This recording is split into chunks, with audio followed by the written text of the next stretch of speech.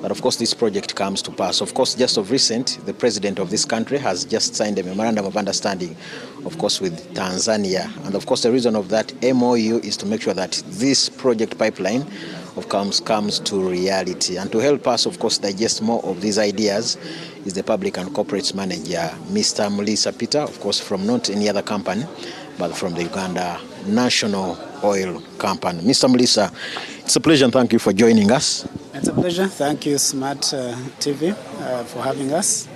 And good afternoon to the viewers. My name is Peter Mulisa. I'm responsible for legal and corporate affairs at Uganda National Oil Company. What do you make of this event? Well, it's an excellent event, and I think the timing couldn't have been better. 2 months after we took FID, we announced FID, Final Investment Decision. We are now gathering all Ugandan companies and entities and international companies that are interested in supplying supplying services and goods to oil and gas. And we are talking about one thing: how do we retain value in Uganda? How do we get Ugandans to participate? How do we ensure that national content becomes a reality? And I think we've had very excellent presentations this morning. We've had the minister give us policy direction on where the country wants to go. It's our duty to implement what the government intends to achieve, and we will implement it and we will get it done. And what the minister has charged us is to ensure that in the investment that is going to happen in the next 4 years, which is the investment under Tirenga and Kingfisher, where the 2 projects that will produce oil and gas, as well as the East African crude oil pipeline, which will transport the crude oil to the coast in Tanzania, that we aim at the very least to getting at least 40% of the contracts and the value retained by local companies, by Ugandan companies. And that basically means that Uganda National Company, working with our partners, Total and Sinuk, as well as ECOP, will structure and continue to work on our contracting processes and strategies to push Ugandans up in participation. We'll continue to do stakeholder engagement, training, engagement to inform people using all sorts of media, including one like this, working with the partners like Smart TV and others, to inform Ugandans and encourage Ugandans to participate in the sector. We are so far encouraged that many Ugandan companies are getting contracts, and many Ugandan companies are registered and are building capacity, are getting ready to participate. So we are encouraged, and we believe that at the end of the 4 years, we should be able to retain a significant sum of value from the 11 billion that is going to be invested in the 3 projects.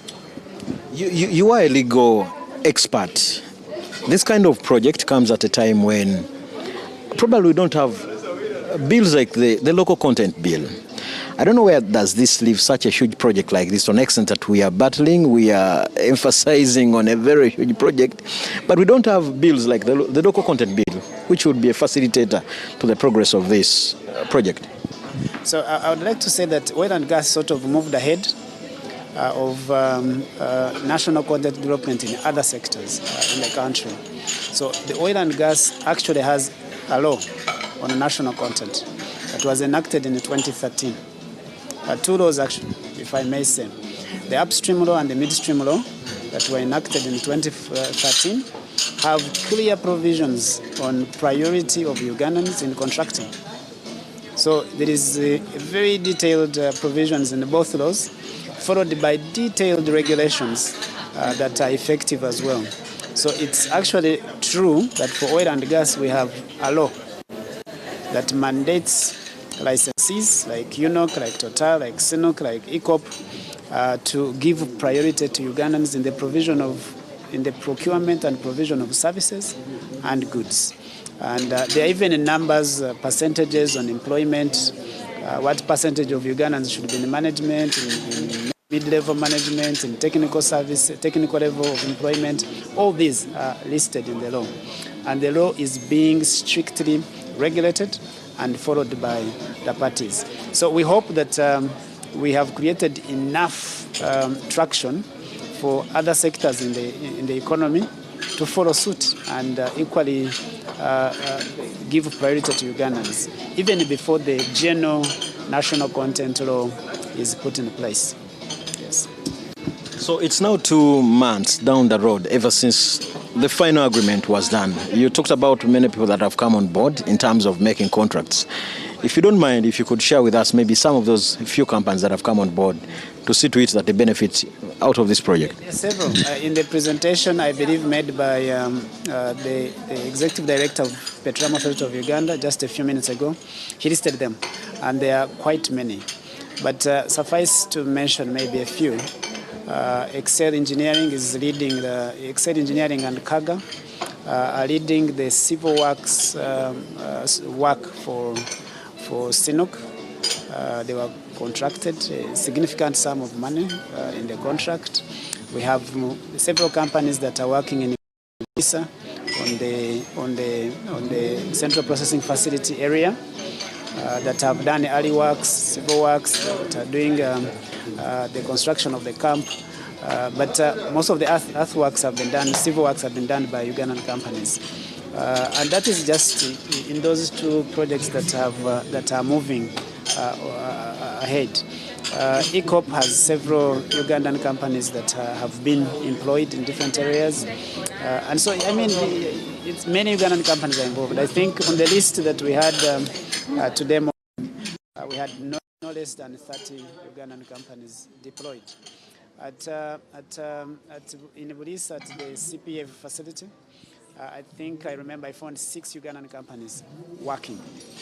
And so we are pleased that even at this stage, 2 months after final investment decisions, we can talk of more than 30 Ugandan companies that are involved. We can talk of a significant portion of the contracts that have been awarded going to Ugandan companies. And we believe at the next level of contracting is even going to accommodate more Ugandan companies because it is lower and smaller. So we are optimistic that we are going to have many Ugandan companies participate down the lane, and that we are going to have a significant retention of the investment in Uganda. Maybe last but not least, attitude and perception is very key, especially if you're managing such a very huge project. To what extent are you convinced that the public has really understood the concept of the project that we are talking about this afternoon? I'm not highly confident, I should say, that the public as a whole has understood what we are doing.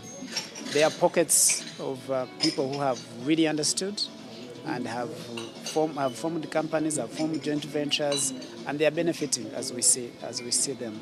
But there are also many people who are now coming on board, who are suddenly realizing that this project is real, it's happening, and the money is being spent, and are coming on board. But when we look at the national suppliers database, we see many Ugandan companies registered, which is very encouraging, that many have taken the step to register.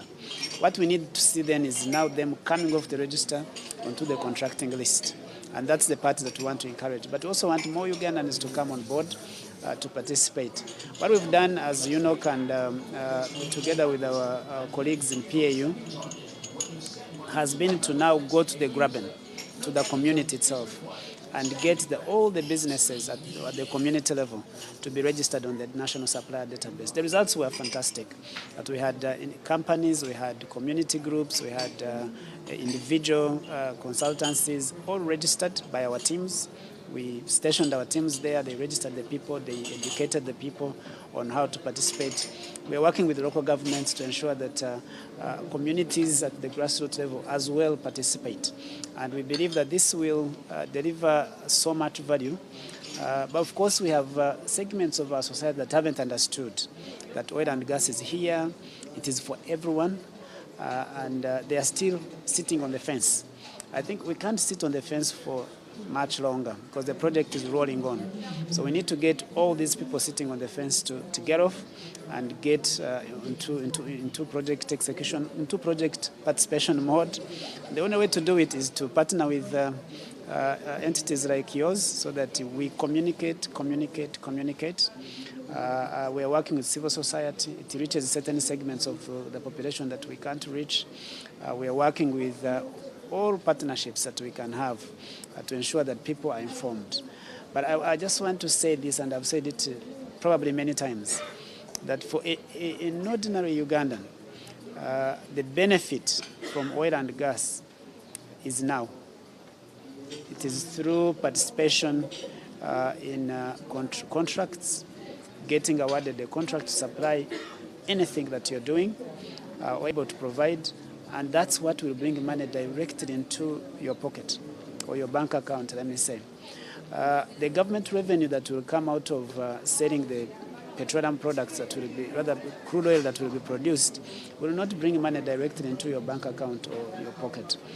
Because that money will go into the petroleum fund. It will be used for all our common goods. So the government will build a road, yes.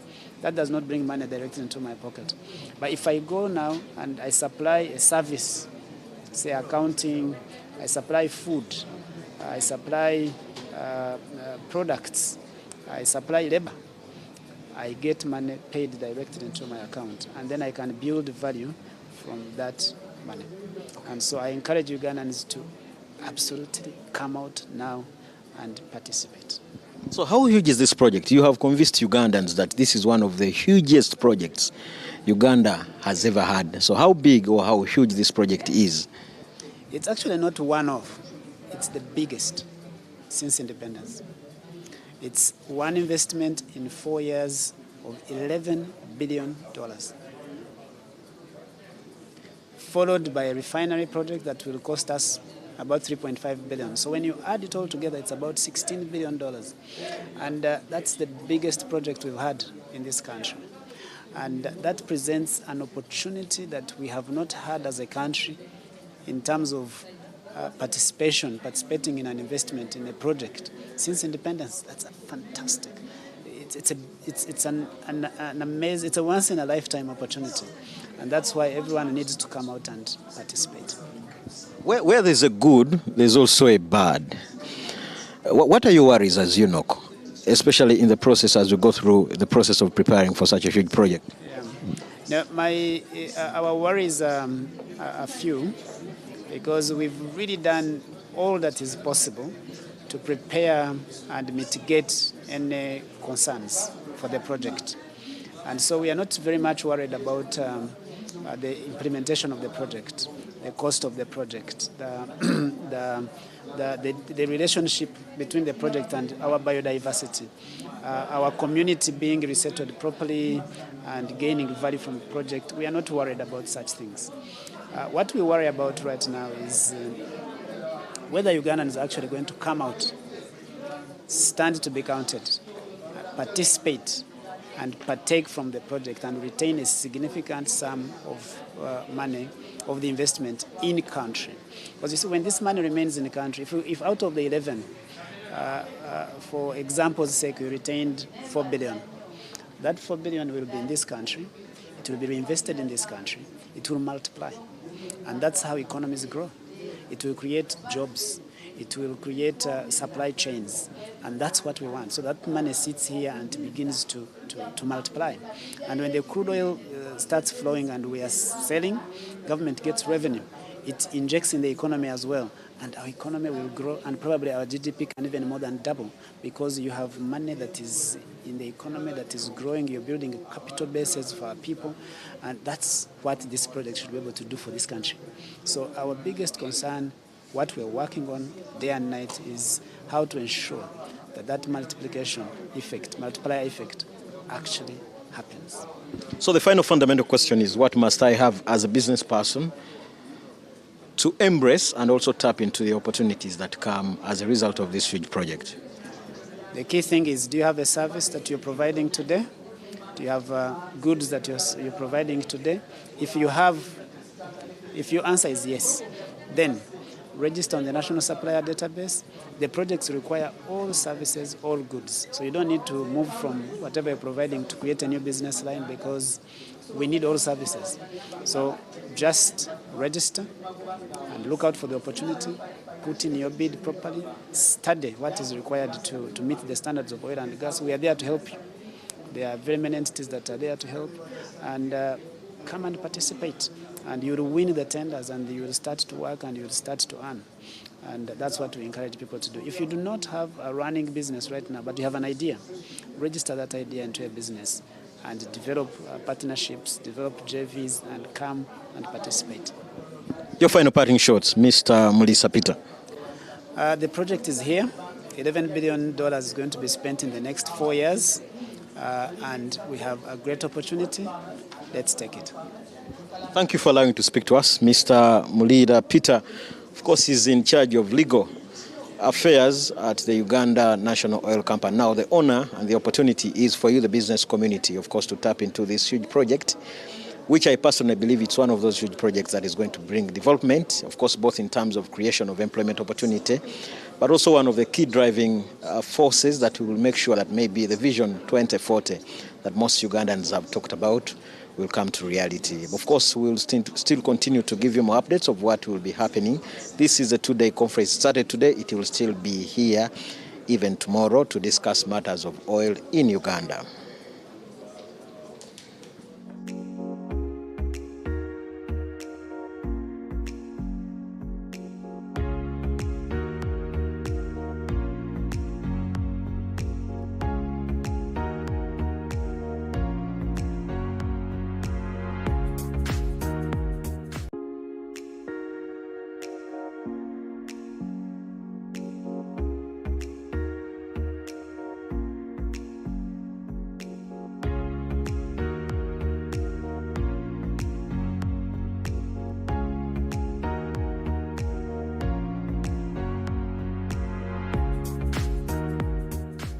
The oil and gas sector.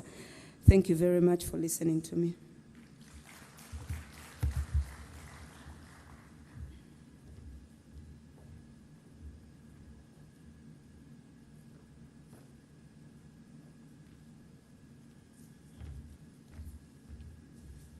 Thank you very much, Betty. Betty is still a panelist for the coming sessions, but she'll be seated over here. So during the conversation, if there's any question that you have for her regarding that project or anything else in the national content conversation at POW, she's over here and will be part of the next conversation. I would now like to ask the panelists I spoke about, the moderators, Tony and Michael, to please come. For the rest of us, I really hope that you have been to the exhibitors. I see that the rice and the potatoes and chapati might take its toll with regards to keeping you awake. So this might be a small challenge, but luckily for you, I was visiting. I was up there in the morning, and I saw that there's an authentic Ugandan coffee business that is there. You should go get a coffee to keep you awake. Oh, it's 100% Ugandan owned. I didn't know this. You should try. I think it's called Imara or something. Yeah, check it out. They're the only coffee place there up there. They're the only ones. Tony, Michael, please. They will introduce their panel members and continue with the conversation. Thank you.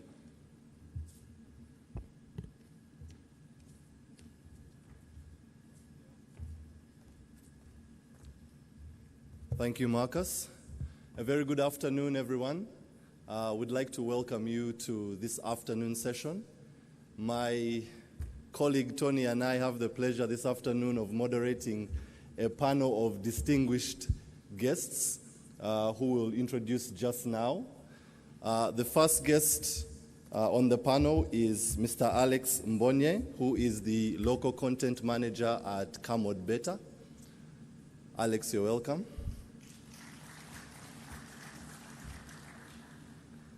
Our next panelist is Mr. Ronnie Musoke, who is a fund manager at ICOUG. Welcome, Ronnie. We also have with us Ms. Veronica Mawanda, who is the tax manager, oil and gas at PwC. I'll now ask Tony to introduce the rest of the panelists. Okay, and on my side, I'll have Betty Namubiru come back. Oh, okay. So Bettina, it's okay. You can stay down there. I'll have Mr. Agri Ashaba. Now, Mr. Agri Ashaba is the General Manager, GCC. He carries with him 19 years experience in business development, setup, marketing and growth, ideas, and advisory. He's also led a number of setup and strategic engagements in education, transport, public sector, retail, and energy and oil and gas. Agri, like I mentioned before, is the General Manager, GCC Services, a leading camp management services provider in Africa and the Middle East. And Agri is also the current General Secretary of the Uganda Chamber of Mines and Petroleum. With Agri, we shall also have Mr. Andrew Othieno. We were debating whether it's Otieno or Othieno. So I am glad to say it is Othieno. And Mr. Andrew Othieno is the Manager Standards Department at UNBS. He is also responsible for the design, development, implementation of programs for development and harmonization and publication of national standards.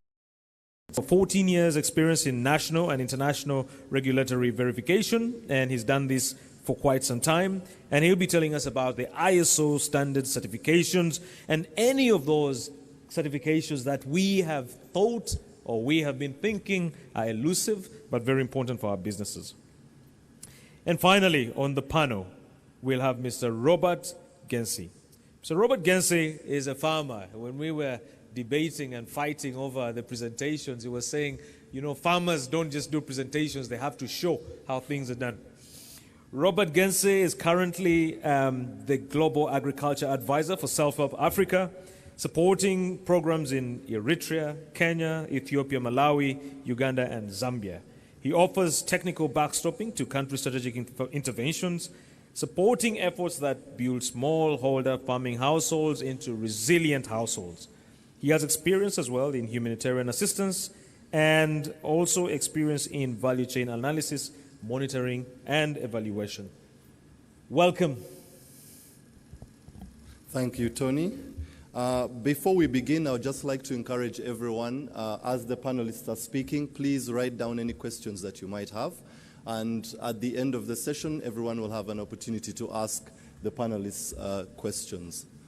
So I think without any further delay, I think we can get right into the panel discussion. And I'll start with Mr. Alex Mbonye, the local content manager at Camod Beta. Alex, Camod is one of the major local content providers currently working in the oil and gas industry today, working in Tilenga. The title for this panel discussion is Experiences and Lessons So Far. So it would be helpful if you would just walk us through some of the experiences that you've had working in Tilenga, maybe give us a little bit of background about the scope of the work that you're doing, any challenges that you've faced, and proposals to overcome any challenges. Alex? Thank you, Michael. Following the long-awaited FID and the Tilenga project kickoff, Camod Beta JV, which is a joint venture between Camod Fabrication Technologies Kenya and Beta Projects Uganda, was one of the first companies to be awarded a Tier 2 contract. This is, of course, through McDermott, and to build the camp, 3,910-man camp, within 13 months.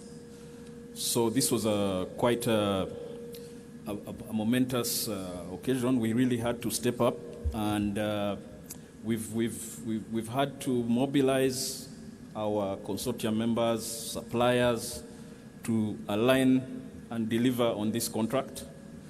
And so far, it's a steep learning curve, but we believe we're on the right trajectory with all the stakeholders involved, not only our client, but also our community where we're working. We realize the responsibility in terms of local content, retaining the value.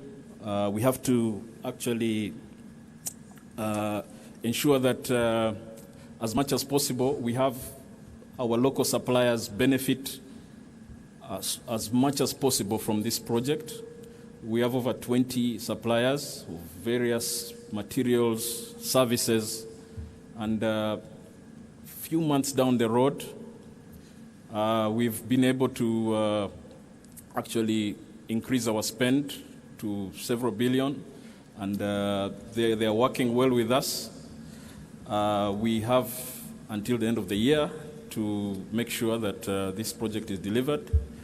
And I would say that it's been a very interesting journey so far in such a short time to step up to the quality required, the standard, deliver this project to the oil and gas standard that is expected. And we have matched basically Ugandan talent, Ugandan capital as well, with Turkish manufacturing technology, and in a real proper JV to deliver on this project. And so far, we are doing quite well.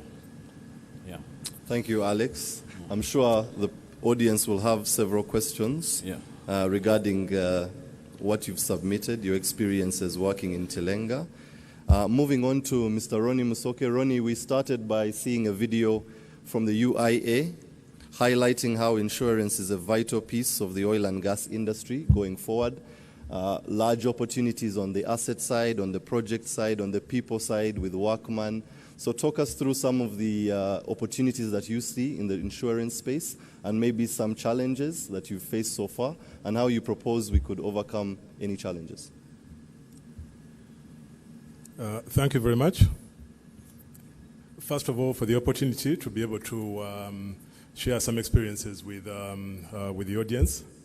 But let me start by thanking the Uganda Chamber of Mines and Petroleum for yet again pulling off another conference under the circumstances. It has been very organized, and I think we commend you for that.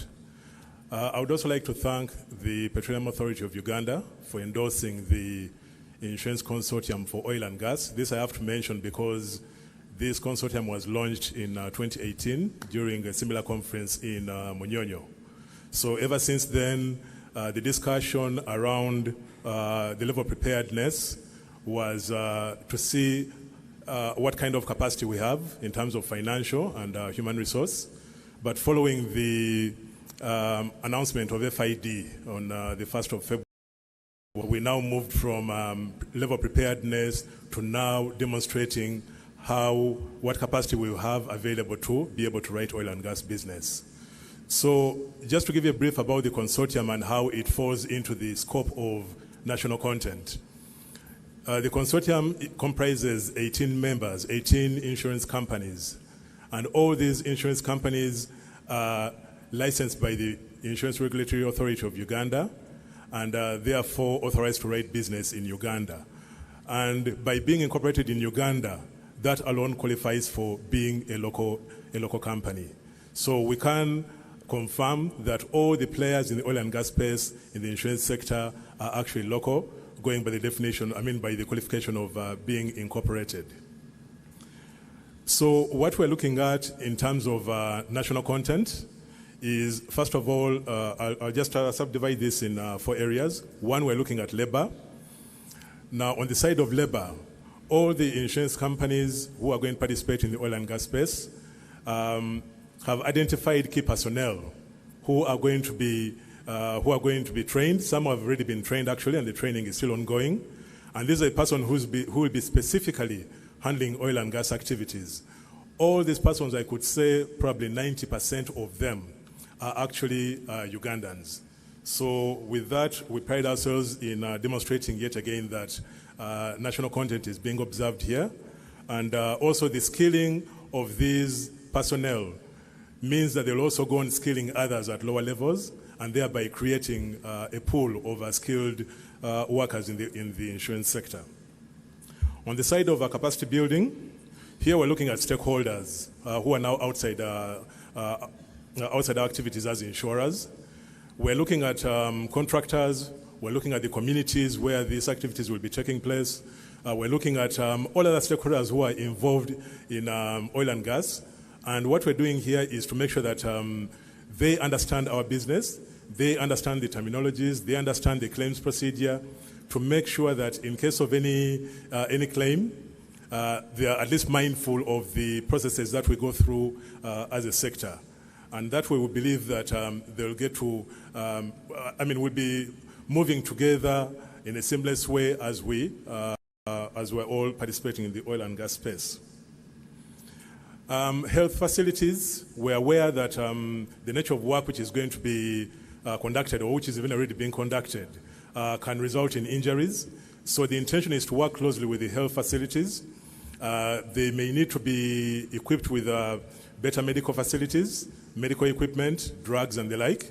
So part of our agenda as an industry is to make sure that we work closely with them and make sure that in case of any injuries in the fields or even other areas not related to, not close to the oil fields, that they are able to address the injuries as and when they come up. So this is something that we've also earmarked to do. We will also be participating in the area of research, development, and innovation. And here we're mainly looking at IT. And the whole idea is to make sure that we simplify the way business will be conducted. We've developed apps. We've come up with IT platforms for conducting business. And the whole idea is for anyone who cannot access us easily, they can be able to do so through these platforms. This we can really demonstrate with the motor third-party platform, and also I think the marine platform as well, which has been rolled out. On the goods and services side, we can confirm that all of us, as already indicated, that we're all local players. All the purchases are purchased in country. Very little of this is actually picked from out of the country. Here we're looking at stationery, we're looking at furniture, we're looking at IT equipment. All these are purchased from local service providers, and thereby enabling them to get some revenue, and also ultimately government also benefits by way of taxes. I'll very quickly touch on the challenges. I think we're all aware that ESG, I think, is becoming an issue as we go about this project. And we're seeing, I think, some NGOs and some social sectors, some social groups, trying to sabotage the project. But we can confirm as a sector that we're working, we ensure that we protect the environment.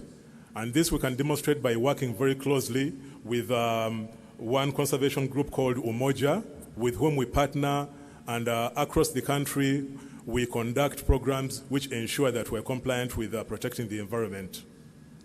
Finances are a trick when you're involved in such activities. So all that we'd like to do definitely will require financing.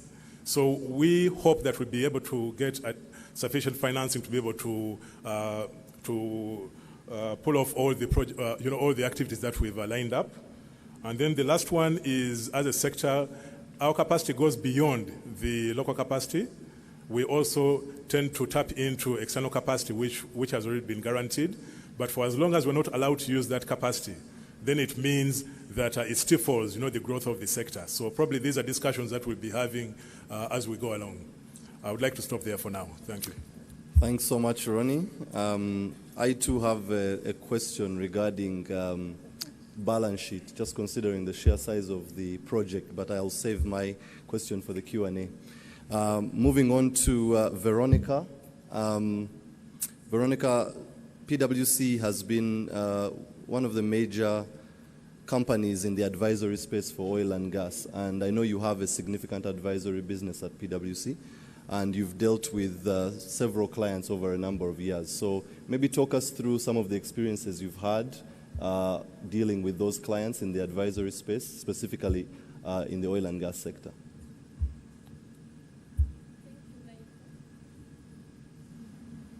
Thank you, Michael. So PwC has been advising clients within the oil and gas space, and one of the opportunities for Ugandan business relates to forming joint ventures between Ugandan companies and foreign entities, especially where goods and services which are required are not available by any company which is in Uganda right now. So that opportunity is key for Ugandan business. And if you looked at the presentation which was presented by Mr. Ernest, you realize that he mentioned that 16 joint ventures have registered right now, which is still quite low. If you look at the benefits of these joint ventures, one of them is knowledge transfer, especially where we have Ugandan businesses that don't have the technical capability to be able to perform those services and provide those goods. So what we've seen in the industry is that is key for development of skills within Uganda and transfer of knowledge within the industry. But one of the key challenges we've seen, especially for the upstream sector, where you have a partnership with a foreign entity, the Ugandan entity has to contribute capital, which is at least 48%. And the challenge is that most of the Ugandan businesses are basically SMEs, and they don't have the required capital to be able to participate in the sector. And you'll also see that even getting access to this financing may be a bit difficult because they don't have proper books of accounts for them to be able to meet the criteria to access finance. But maybe in terms of helping Ugandans, for the financial institution to be a bit flexible with them, for them to be able to access financing. In terms of bridging that gap, we've seen that most of the contracting requirements require a joint venture to be formed if foreign entities to provide services, which has helped, but it's just to continue encouraging joint venture, Ugandans especially, to be able to participate in the sector. The other key item is around creating value and linkage in other sectors. So what we've seen is around the tax incentives, which have been extended to Ugandans. And I'll talk about one key one, which is deemed VAT.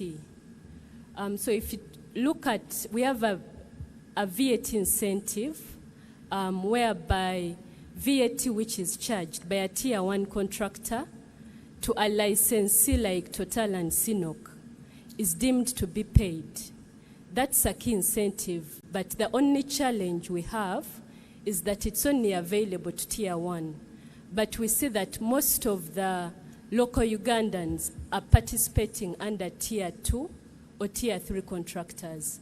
So the challenge is that these incentives need to be extended to tier 2 and tier 3 so that Ugandan companies are able to benefit, especially as some of this incentive, it helps with managing cash flow from a tax perspective. Okay. Thank you. Thank you, Veronica. Maybe just quickly, that tier 1 that you mentioned as it's defined in that regulation, is it for companies that have direct contracts with the anchors, the IOCs? Yes, those are the main contractors. Okay, that's noted. All right, thank you so much, Veronica Mawanda, Tax Manager, PwC Oil and Gas Department. I think for this part of the session, I will allow Tony to take it from here. Tony, please. Thank you very much. Thank you very much, Michael. It's quite interesting because the two sessions infuse into each other, which is, I think, a very good thing. And it makes the conversation very seamless. Now, I will go on to Mr. Agri Ashaba. Agri Ashaba, 2 months ago or 3 months ago, was a small boy. Now he is a big boy. And you can tell from the type of suit he's wearing. So Agri, first of all, congratulations. And I think it's a very interesting time for Ugandans, especially looking at the fact that you are going to do something quite humongous, not, seen before in this country. Something quite interesting. Now, you doing that brings in the aspects of preparation. How prepared are we as a country? Managing a camp is not the easiest thing, let alone managing a small hotel. And we've seen this as something that we struggle with. If you went to Hoima, you'll see that not all hotels are performing or doing things to the standard. How prepared are we when it comes to the food story? You are dealing with, or you're potentially going to deal with 4,000 people. How ready are you, or how ready is the country for this story? Thank you, Tony. I'm not yet a big boy. We are just making a small contribution to the whole oil and gas story. Well, from where we sit as GCC services, we believe that what may look as challenges are actually opportunities for Ugandans to participate in the sector. And we, GCC and our clients, that is Total and McDermott, we are all aligned in what actually needs to be done to make sure that as many Ugandans as possible participate in this oil and gas story, especially from the supply of goods and services, the employment sector, training and development, succession planning. All these are areas that all of us as a tripartite are keen and aligned to make sure that we develop, and the impact for national content is deepened and widened. In regards to food as the biggest story, obviously, as Ugandans, we are usually used to picking from the farm or the market, buying whatever you want to buy and throw it in the saucepan, boil your food, and out you go, you eat, and you walk. And we are alive. We are 45, we are 50, we are 60 years old, and there's no problem. You have a stomach ache, you take a bit of medicine or Panadol, and you're still fine. Well, for oil and gas, it's a different story, because the type of standards that are needed for one to participate, or even the foodstuffs for those who we are willing to supply, is quite very stringent. However, the good thing is that it is not rocket science. The good thing is that it is not something that we cannot do. Yes, there will be a painful process, especially for small and medium enterprises, smallholder farmers, and everyone that is needed to be moved from where they are to a standard that will allow them to be able to enter the oil and gas story. But that gap, as GCC, we have a couple of people who are in country trying to support the process. We have also been engaging lengthy conversations with Total and McDermott to make sure that these gaps can be plugged and aligned and made available to the farmers, known, so that they can start to work on them. And probably in a period of about 9, 15, 16 months, a couple of them will be up and able to be able to supply. Obviously, it calls for a lot of resilience. It calls for a lot of enthusiasm and fortitude from the companies, but also to understand that the standards that we are looking for are largely ISO 22000, 2018, and also the HACCP process, which is the hazard analysis critical control points. And these are areas of the food process that you need to control to make sure that either food doesn't go bad or becomes poisonous in the process that you're getting it from the farm to the fork. So from the way people grow the seedlings, the fertilizers, the planting, the harvesting, the storage, the transportation to wherever it's going to be collected, and obviously to where we shall receive it from, how we prepare it, and eventually how it gets served to the client, and even how it gets disposed. Because you don't want to have a waste management challenge. So these are processes which we believe that while they could be alien to many Ugandan companies, they are not rocket science, and if we work closely together, we can be able to overcome them. Obviously, the other challenge is on price and supply stability, and this is a challenge that we have as a country. We are not used to long-term contracts, which are locked in from day one and made sure that for the next 4 years, you can still be able to supply a service of a product at the same quality and at a consistent level. And knowing that most of our farmers largely depend on seasons to grow their products, depending on what they are growing, it's something that we need to look into and work closely, and not just as us as GCC or McDermott or Total, but the country at large, to be able to provide modern farming methods to allow people to consistently grow these products over the 12 months. Because if they are waiting for seasons, for example, now it's supposed to be a rainy season, but we don't see any rain. There's no matoke in the market, for example. So eventually the commodity prices began to shoot up, and then you have a challenge with price and supply stability. So those are some of the critical challenges. Obviously, the rest is on operational capital and capex, storage facilities, where people need, for example, if someone has produced 100 kilograms of tomatoes, if we are going to off-take maybe 50 kilograms of tomatoes, where do they put the rest of the 50 kilograms? So in the event that he can't be able to sell them over the next 2 days, what happens next? They are disposed of. So, and that means that the next planting cycle, he's probably short of cash to go into the season again, or he will abandon farming and go to a border. So these are some of the things that we are looking at, and we are looking at it as a holistic perspective. But we believe we can be able to cure them. Obviously, we can't be able to carry everyone.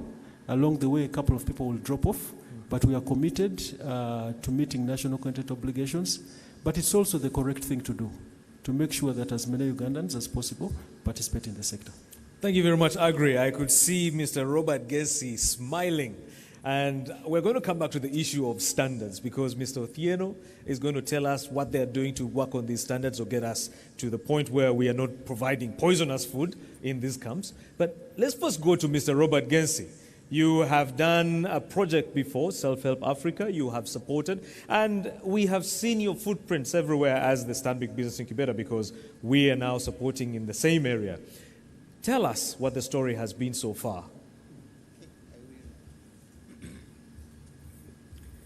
Thank you very much. I will give just a very brief presentation of the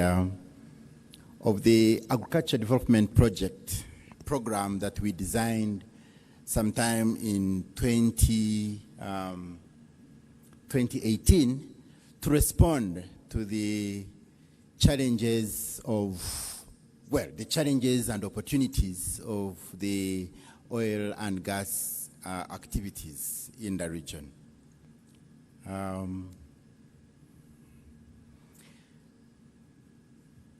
So in 2018, we were given an opportunity by the joint venture partners at Self-Help Africa to lead a consortium of NGOs that were, challenged to design a holistic agricultural development program to respond mainly to the opportunities, but also the challenges associated with the oil and gas sector. And the main issues around the design, we are looking at the influx of people to the area, but also the opportunities that are accruing out of that intervention.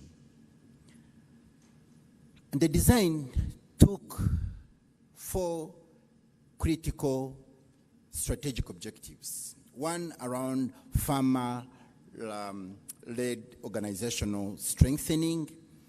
The other one around forming farmers around enterprises, but also looking at how we can increase access to financial and non-financial services, business development services, especially by smallholder farmers.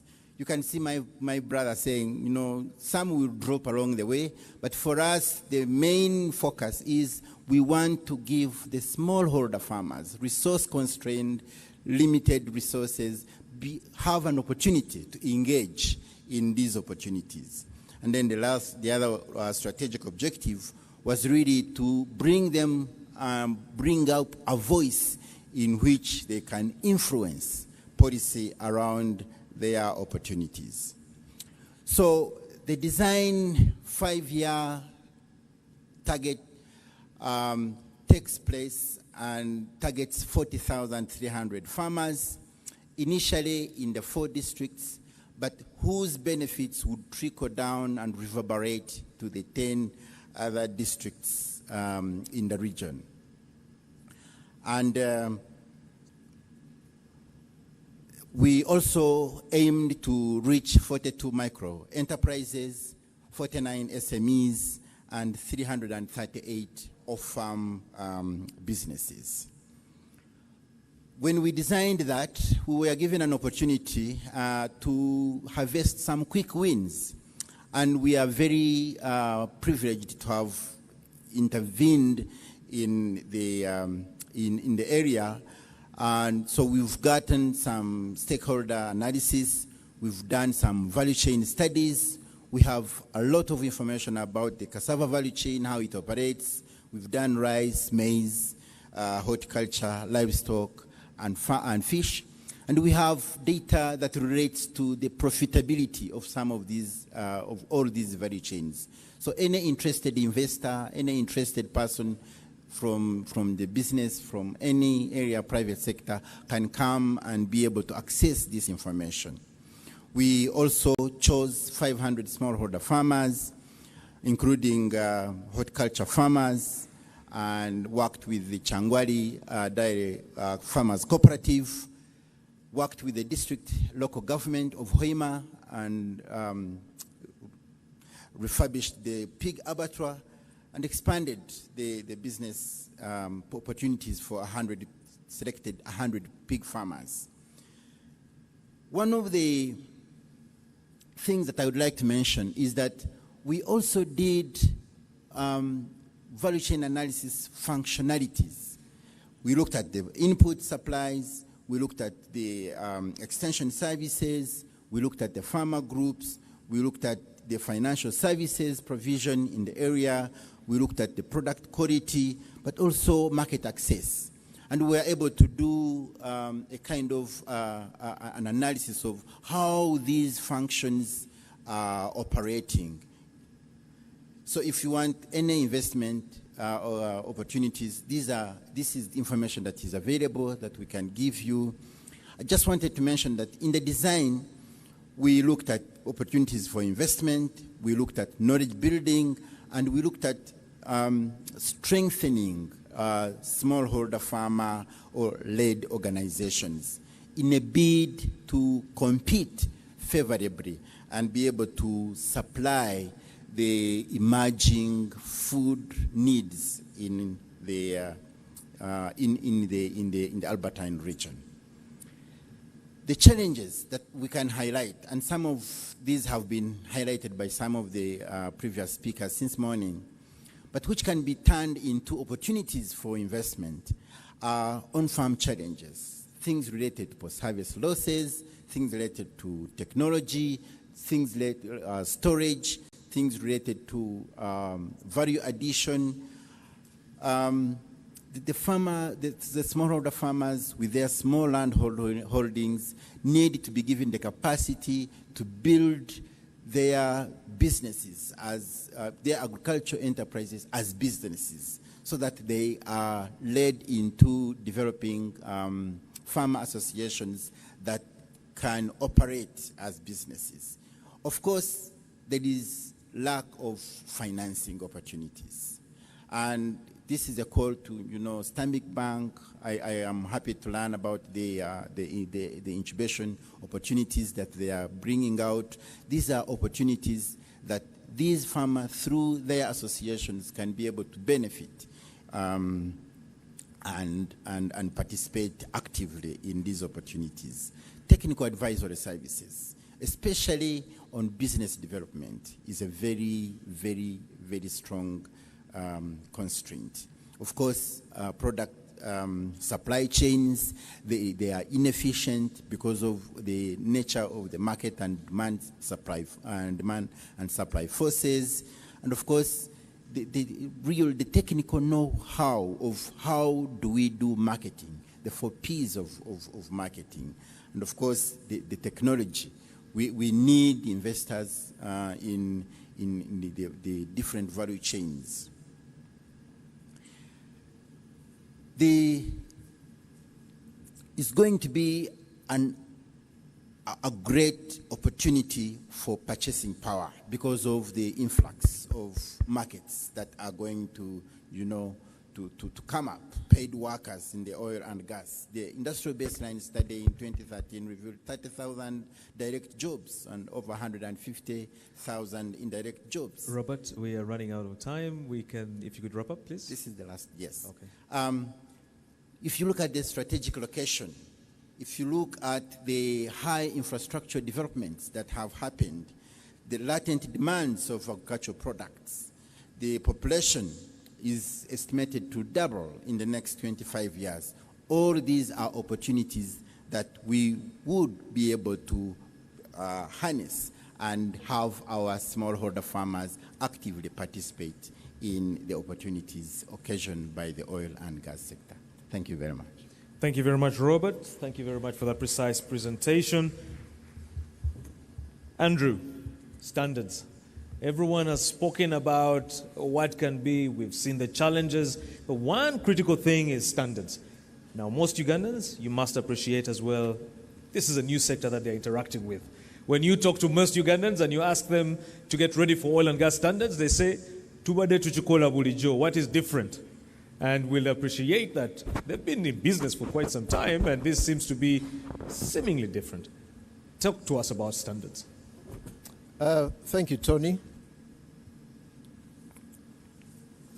I seem to be the only regulator here, so I'm probably in for a number of questions at the end. But we seem to have our ducks all lined up, save for the embracement and understanding of standards. From where we are seated, it would appear probably only the licensees and maybe the tier ones really understand the importance of standards and have embraced the standards. When you go lower, then you have more and more of those who do not actually understand what it's all about. And so interactions like this are very important. Of course, we all know now that in the oil and gas sector, it is characterized by high quality, health, safety, environmental standard requirements.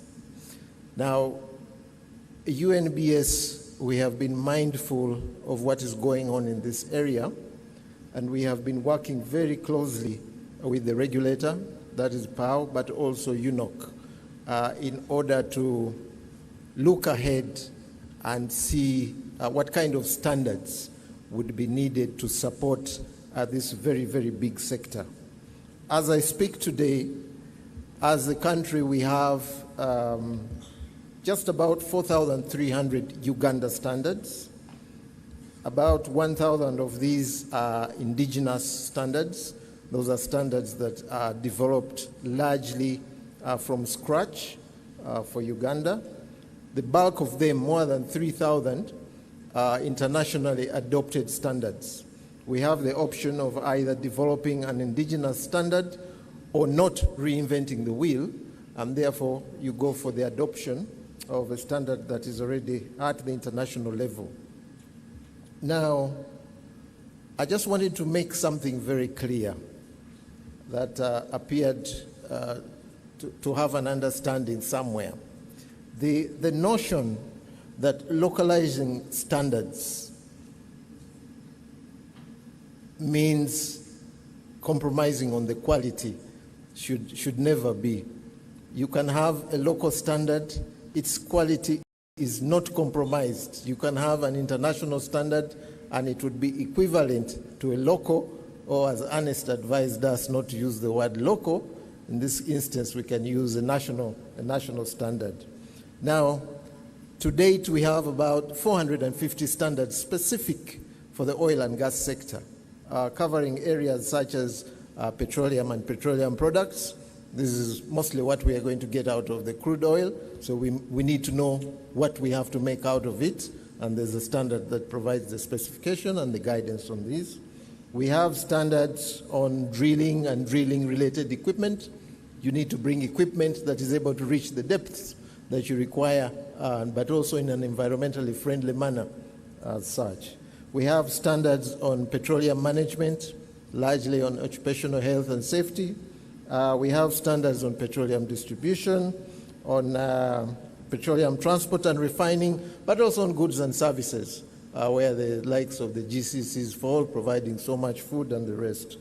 So that is, in summary, the story about standards. Standards is an ongoing process, development of standards. Unlike what most people may think, UNBS actually does not sit down to write the standards. We just facilitate the process.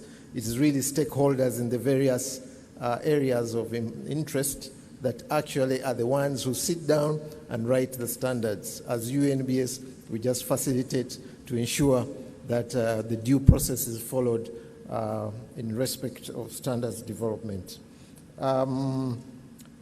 Maybe as I wind out, in the discussions that we've been holding with PAO and UNOC, I think what we have zeroed in on is the requirement for all the various project agreements to reference the use first of Uganda standards. Where they are not available, then we can reference the international standards, because we are a sovereign country and we have the national standards that must be adhered to. Of course, standards do many things. They ensure we are safe, health and safety-wise, but they do also support trade facilitation, those who are in production, those who are looking to supply goods. You realize that probably whoever is asking for those goods will require for you to demonstrate that those goods are actually safe. And you only do this through standards, through a process called certification. You get your products certified or you get your services certified, and with that certification, that is demonstration to whoever wants those services that what you're providing is safe. Challenges. I need to wind up with challenges. Standards, as I said, are developed by stakeholders. Getting these stakeholders interested to sit down to develop these standards is very difficult. They are always busy doing other things. That is one. Two is the turnaround time in developing these standards. On average, it takes about 8 months to develop a standard. Sometimes that is too long a time for us to wait for a standard. But we have administrative interventions to bridge that gap. Three, of course, is the knowledge and understanding about the standards. If you engaged MSMEs and did some kind of study, you'd probably be hard-pressed to get 65% who really understand standards. And so when my sister was talking about the project from the African Development Bank to support MSMEs, I was excited because I'm sure one of the gaps that will be identified there would be standards and certification, understanding that whole area. Thank you very much. Thank you very much, Andrew. I think that that preempts the questions, and I'm glad you stopped at the challenges. That preempts the question. So we're just going to go into a quick Q&A, and I'll allow my brother Michael to lead us on the quick Q&A, and then we can move into the next session. Yeah, thanks, Tony. We can open it up to questions now. I would just ask that if you do ask a question, please state your name and the organization where you're from, and you can address your questions to any of these panelists. We'll try and respond to as many as we can in the time we have. Tony, I'm not sure how much time that is, but not much. We'll do 12 minutes, 13 minutes for that. All right. So, Marcus, you can help us actually point out the, maybe hands up, and then the microphone will be brought to you. We can do it that way.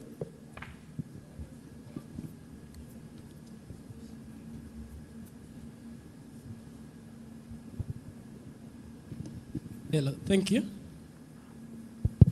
My name is Joe Mangini. I work with Joe Up Solutions, and we supply PPE. My question is going to go to the last three panelists. That is Albert, I think, Robert, and the UNBS gentleman. I have a challenge about about the capacity improvement for people in Hoima. Let me just make a story about it just in a minute. Before, the Hoima people were digging and carrying out their farming properly. Now, when the oil and gas came, it came with money, bought these people's land, and the people ran away during the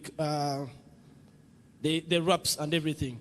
So when they bought the land, they sold the land, these guys got money, they bought borders, and they ran away. They started raiding borders. I know very many people there who bought borders. When a police catches him, drops that border and goes and picks another one. Here is the question. So, after they have sold the land, the people that came to buy the land are the ones that are doing the farming now. So the people that sold the land are back on borders. What are you doing to help those people off the borders and to improve their own capacities again? Question number 2 is going to go to the localization of local content. I feel like local content has been so much localized to Bunyoro region. Can you be more specific and focused with your question? We have no time, please. Okay. The second question is about localization of local content. Yeah. I feel like local content has been so much localized into Bunyoro region. You find that areas outside Bunyoro, like Eastern region, personally I come from Busia, there is no one in Busia who knows anything about standards in local content, who knows anything about farming for oil and gas. What is being done about that? Thank you. Thank you. Okay, so I think starting with that last question seems like a question about sensitization, which maybe Betty, you can take. And then for your first question, I understood it as a challenge that many PAPs have in trying to get back to economic activity. So anyone can take that. Agri, Andrew, anyone who has any comment on PAPs and how we can get them back.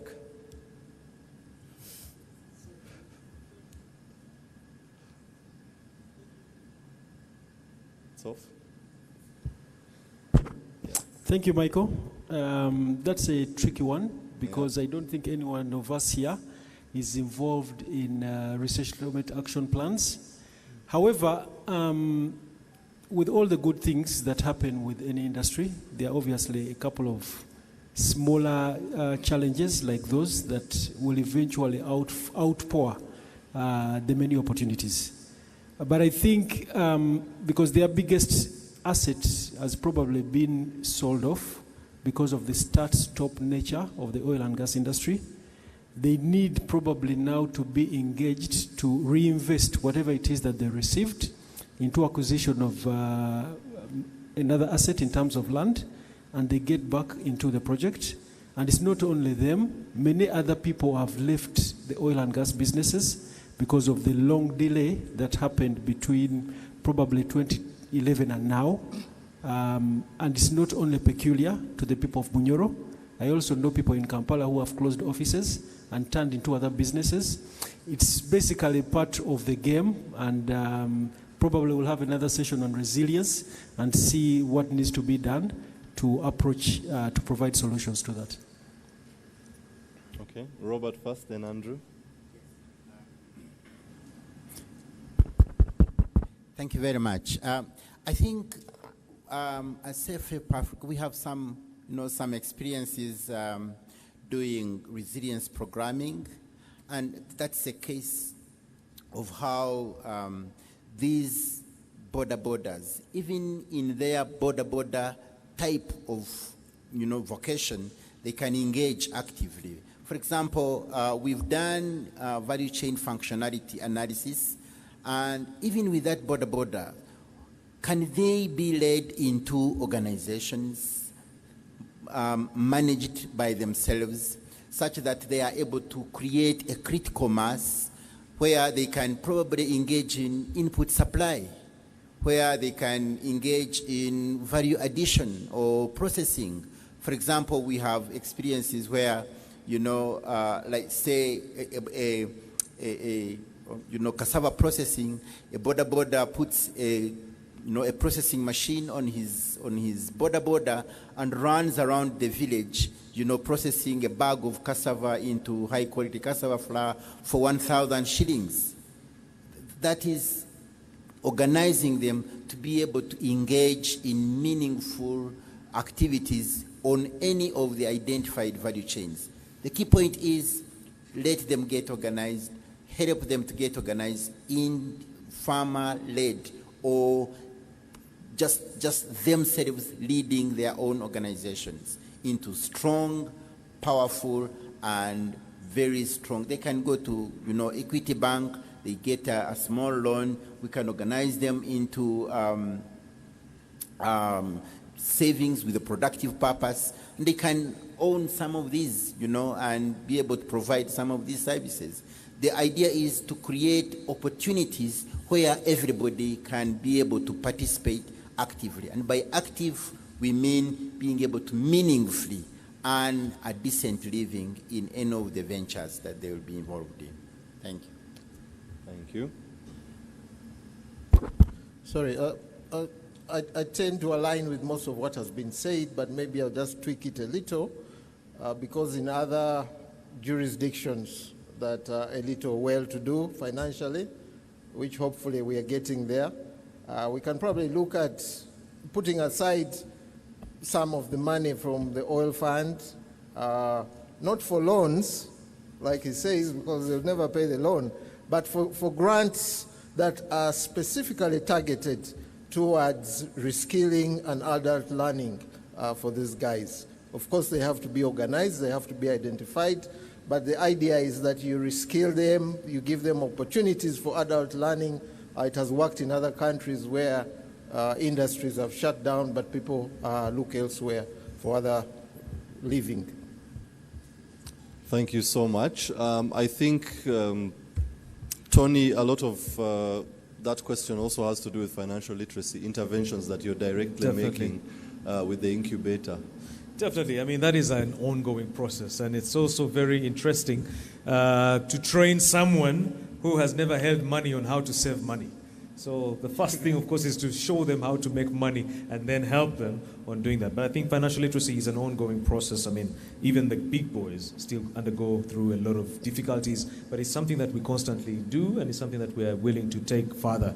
And I think in the conversations around agriculture, that has also become one very critical area, and we intend to do it, especially with this program that we're pushing or supporting Petroleum Authority with along the pipeline districts. But for now, allow me to ask Betty to answer that question in regard to nationalizing this story. Thank you. Thank you, Job Solutions. The question is on localization of local content. Local content has been localized. The people from other regions are not participating, especially Eastern region. Well, what I can say is that Mr. Rubondo this morning gave us a slide on the value that has been retained in the country. And he gave us, for the period 2017 to 2020, $171 million US retained in this economy as a result of the services. But I can tell you that only less than 10% has gone to the companies that are within the Albertine Graben, meaning the focus is everywhere. I don't have statistics for the Eastern region, but the focus is on everyone. There is some bit of affirmative action for the Albertine Graben for very clear reasons, especially in terms of getting the basic skills, but also the supply of available goods and services. But the focus, the approach is for everyone, everywhere. So when you get the information, irrespective of where you come from, get yourself prepared, get on the national supplier database. There is no limitation to which region you come from. Then the other one that I thought I need to talk about is on the person who left the border and then went here and went there. I think the discussion we talked about on linkages of the oil and gas sector to other sectors of the economy is trying to address that problem. We do not expect the farmers in the Albertine Graben to run away from farming to providing for oil and gas. Our expectation is that we need to work together with the agriculture sector to get them vibrant enough to produce enough for the over 1 million people that will come to the Albertine Graben. So the same analogy goes for the rest of the sectors. We do not expect the transporters to run away and come to these other sectors of the economy. So that is something that we are looking at seriously in terms of linkages, and please encourage whoever wants to live where they are to join the oil and gas. Oil and gas is also going to support other sectors become more vibrant, like tourism sector, through the many experts that will be coming here, the many visitors that have a good appreciation of tourism amenities. So we need to look at the economy comprehensively, and let us talk to all these people to ensure that they remain where they are. Oil and gas will need the transporters, will need the farmers, will need the environment specialists, so we don't have to all run to the oil and gas sector. At least will crowd out the economy and have negative impacts like we've had in other countries. So thank you very much. Thank you very much, Betty. And one last question just before we leave the stage. This is a question that has come from a gentleman who has been promoting the conversations of this oil and gas story, especially the pipeline story between the two countries, Uganda and Tanzania. And this is Ambassador Kabonero. His question is there any harmonization with the standards in Uganda with those of Tanzania to make sure that our contractors can easily operate in the two countries with easy mobility, because it's a transboundary story, and standards, if anything, have to also be seen in such a way? I think this goes to you, Andrew. Yes, thank you very much. Brief and straight answer. Yes, there's a lot of harmonization work on standards going on in the EAC, not only Uganda and Tanzania. We are working as a bloc, and of course we're happy to have the DRC on board now. So far we probably have upwards of 1,500 East African standards harmonized across the board. I can't give you the figure yet for those specific to petroleum and that sector, but probably upwards of 250. So yes, it's ongoing work, and it's a process we have a good handle on. Fantastic. Over to you, Michael, as we can close, or as we close. Yeah. I think only thing that's left, Tony, is to thank these panelists. Thank you so much for giving us a very wide perspective on challenges, experiences, and opportunities happening in the sector today. I think a lot of lessons have been shared, but I thank you so much, and thanks the audience for your kind attention. Thank you.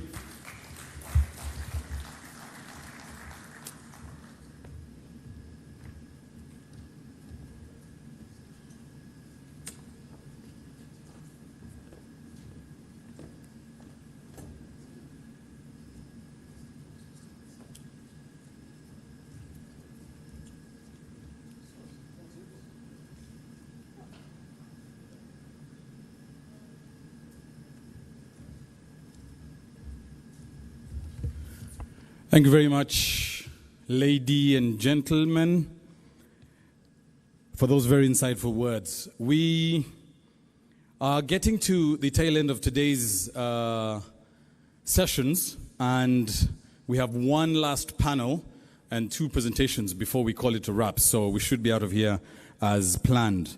Before we do that, I have two quick announcements. I do know that we are in the Holy Week.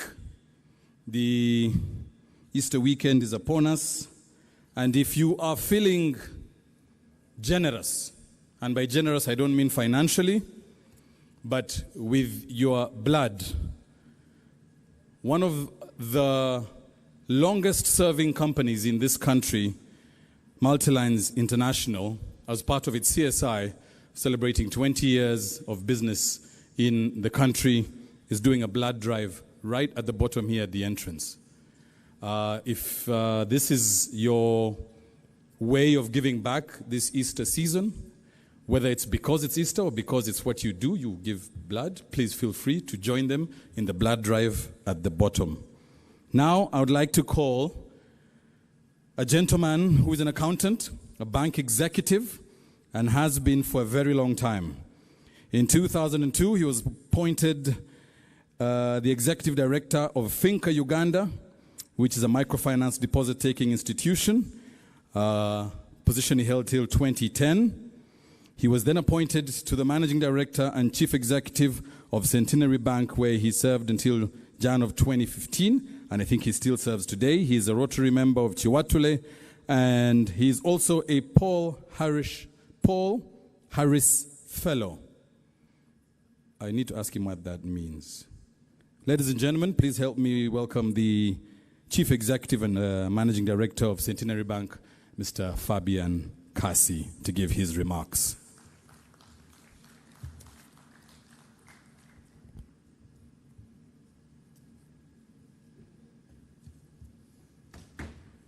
Sorry. Should use this here. Just press play there. Okay. Thank you. Well, thank you very much for the introduction, and I bring you greetings from Centenary Bank.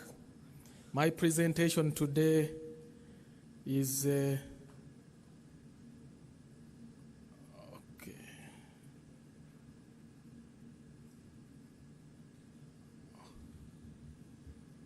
okay, how do we have it on? Well,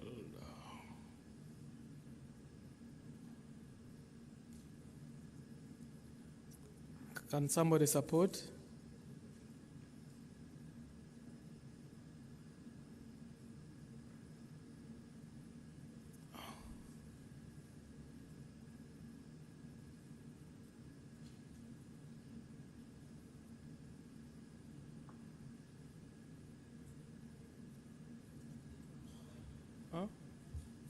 Okay. Okay, good. Thank you very much. Good afternoon, everybody. As I said, I bring you greetings from Centenary Bank. Thank you again for this conference.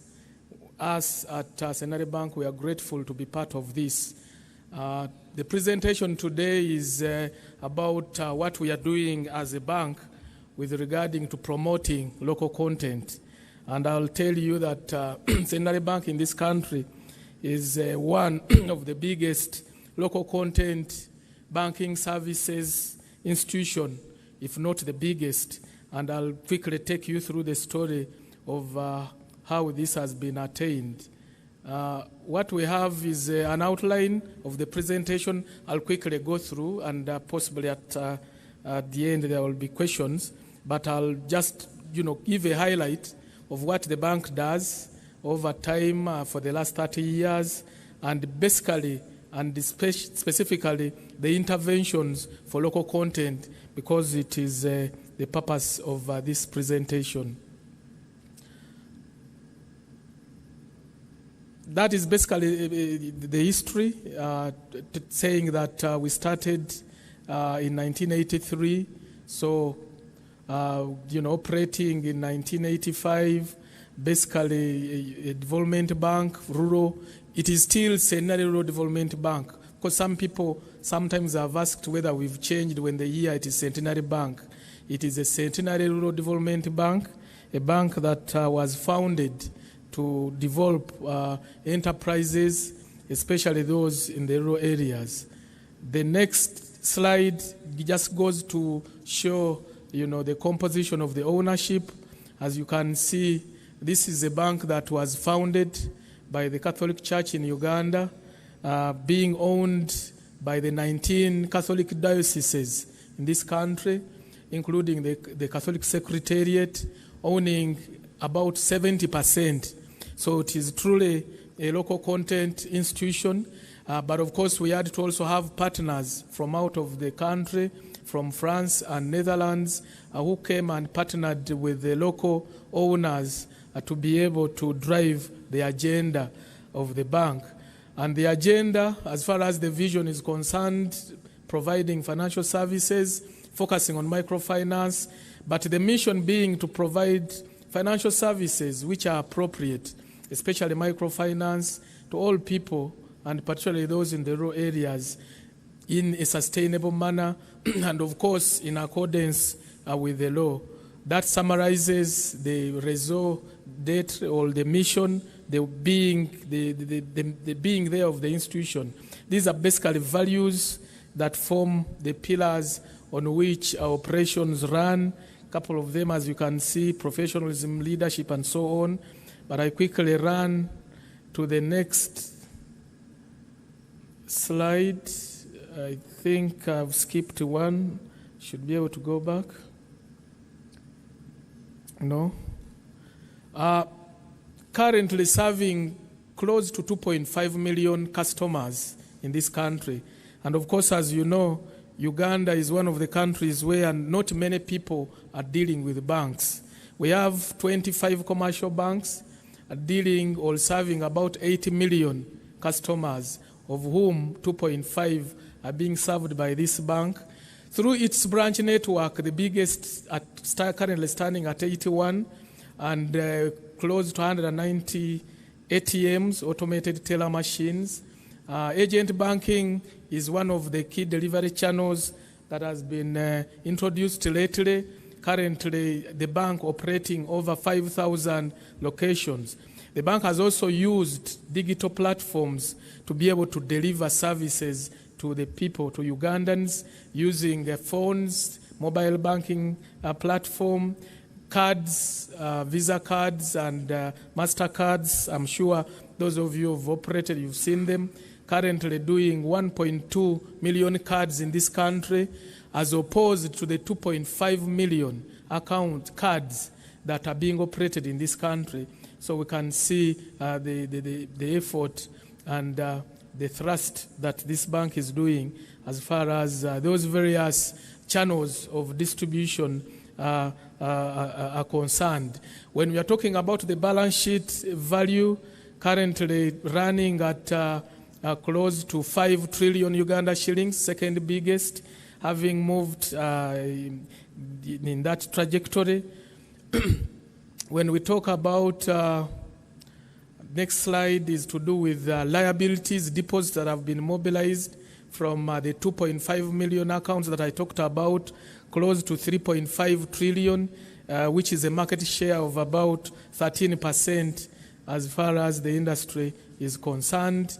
Loans that have been extended over 2 trillion Uganda shillings, again a share of about 13% as far as the whole industry is concerned. Profitability, the bank has been posting profits, as you can see in that graph. By the end of June last year, 122 billion. By the end of this year, over 200 billion. Again, projecting the level of sustainability that a financial institution need to have if it is to continue serving customers in the country. Of course, all this is meant to show where we've been, the kind of preparation, the kind of service that the institution does, and when it comes to oil and gas, the level of effort, the level of sustainability that the bank will be able to offer. And this slide goes ahead to explain how the bank is contributing to local content. And this one revolves along 4 pillars of financial inclusion. First one is accessibility. As you can see, the bank has given accessibility. If we go to the Albertine region, accessibility in terms of branch network, in terms of agents, we have 316 bank agents in the Albertine region. You recall that we have over 5,000 in the country and still growing. We are in position to also use a mobile banking van to reach where we are not physically, where the branches are not or where the agents are not. But also, customers can use their phones through the banking platform to be able to access services. The ATMs, we've already talked about the 190 that we have, and also internet or online banking are some of channels that have been availed to deliver services to our customers. So that is accessibility, again, ensuring that SMEs or enterprises that are operating in this region are able to access financial services. The second pillar of financial access or financial inclusion is usability of services. we've been able to ensure that we design products that speak to the needs of the customers. We can say that we've so far facilitated opening of accounts that are being compensated along the pipeline through the 10 districts. And so far we've been able to facilitate almost 3,500 customers that in that area. And of course, we are going into another phase where we'll be having many more open accounts and being able to access services. But as they open accounts, they don't stop there because they need to understand how to use financial services. Financial literacy is one of the key things that we deliver to these people, and continuing to make them understand how to better use the funds that have been given to them as compensation. Okay, of course, sensitizing them, financial literacy, I've already spoken to those ones as some of the things that we do. And on top of customizing solutions, and we will continue, of course, as we get to understand the needs of these customers, and it is a continuous exercise.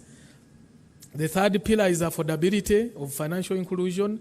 We try to ensure that these services are delivered at affordable prices when it comes to fees, when it comes to interest rates. And of course, when we talk about affordability, it doesn't mean the cheapest. We are talking about, given the kind of services that are being delivered, what kind of value is being given by these services, and therefore what can be paid vis-a-vis what the market can offer. And this is a thing that, a tenet that we try to focus on. And sustainability of services is very critical. We've looked at where the bank has been. We've seen how it has been strengthening itself as far as profitability, balance sheet is concerned. But also, we do all this using partnerships as well. And we'll be looking forward. We've already started identifying those institutions that we can partner with to be able to deliver services, because we believe through partnerships, we will be able to offer sustainable services. So we also, as we do the provision of services, we want to ensure that the environment is protected. Green financing is one of the key things that we do.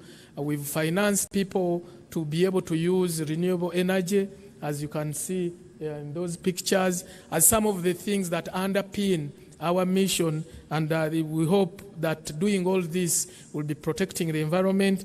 But also, as we do all this, we've looked at the bottom line, the profits that are being made.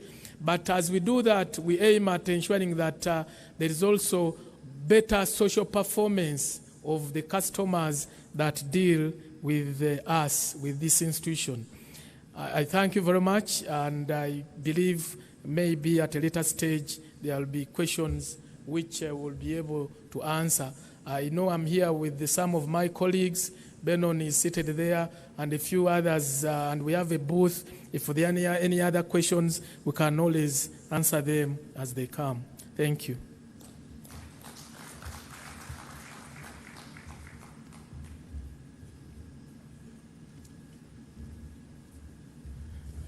Thank you very much, Mr. Kasi. Like he said, their booth is upstairs at the exhibition hall. Please feel free to walk up to the team and ask any questions that you might seem necessary to be answered. Now, we shall enter into our final session for today. And the session is about the focus on mapping a way forward on maximizing national content, especially in the upcoming subcontracting phase. And like Mr. Rubondo said earlier on in the afternoon, and Andrew reiterated it here, we shall try as very much as possible to refrain from using the word local content and change it to national content or community content. Because in Uganda, the word local is really not a nice... When they tell you are local in Uganda, it's not a praise. Yeah, that one is too local. So, for all our sakes, and this is especially to our international community, local is not, it's not a plus. In Uganda, it's a minus, a huge one. So let's use national content while referring to this, or community content. So I'm going to ask my co-MC, Ms. Pamela Natamba to please come, because this will be her session, and she will introduce her panelists as the final session for the afternoon. Thank you.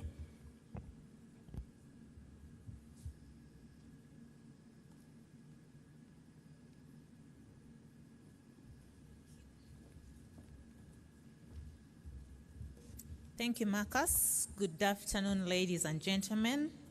Once again, as I introduce the next session and the panelists, I'm going to request the panelists to come up. Pamela from Total Energies, Brian from Kasidie, Biarohangan Company Advocates, Mr. Derek Natumanya, Maurice, Victoria, Nick, if you could just come up as I introduce Pamela, who's going to take us through a short presentation before we then get into a panel discussion. So as they come up, the first speaker is going to be Ms. Pamela Alinda Edimu, who is the Contracts and Procurement Manager at Total Energies Uganda, and she is responsible for ensuring that there is inclusion and maximization of national content participation in the Tilenga project activities.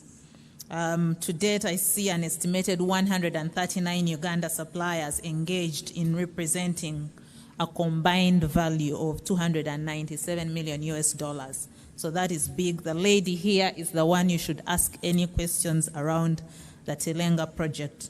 She's worked in the legal and supply chain management space in the oil and gas sector for 12 years. So she has 12 years experience, including international experience in Paris, working very closely with the rest of the Total team in the contracting processes for the FEED, the RAP, enabling infrastructure, early works contracts, and so on. Pamela, you're most welcome.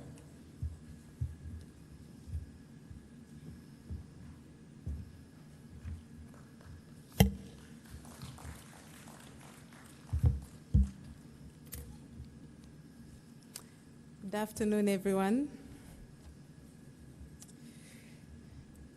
All protocol observed. Invited guests, ladies and gentlemen. It's an honor to be part of this conference. And I'm a bit nervous, but actually excited to speak to you all regarding an area that I'm passionate about, but also I know is a huge contributor to what we are talking about today, which is maximizing national content and seeing how to retain that value out of what we have achieved. I spend lots of hours together with Rosette brainstorming how to actualize this and take it out of the academic field. What I've been asked to do is to share with you experience having run lots of procurements on what typical challenges we have observed from different parties participating in our procurement process, and give you practical tips on how best to engage better with not just Total Energies, but generally the oil and gas licenses. So I'll start by I'll borrow what I've actually listened to. So just to set the scene, when it comes to procurement, you notice that so many contracts have been awarded. I won't go over all the statistics because this has been shared by previous speakers, especially our regulator, the Petroleum Authority of Uganda. What I want to emphasize is that as Total Energies, I think even before the national content was, I would say, legislated, it was a passion, and this is seen through our processes, to ensure that we engage Ugandan firms that are qualified to support our work in Uganda. Why?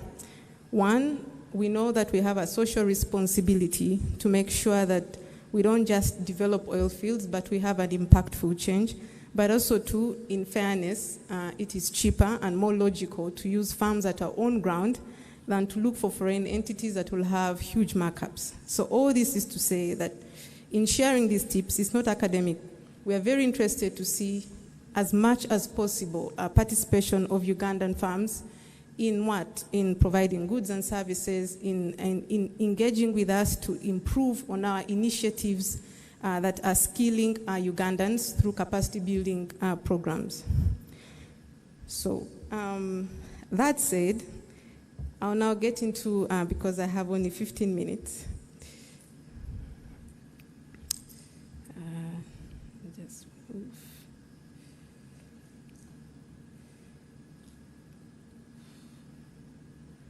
Uh-oh.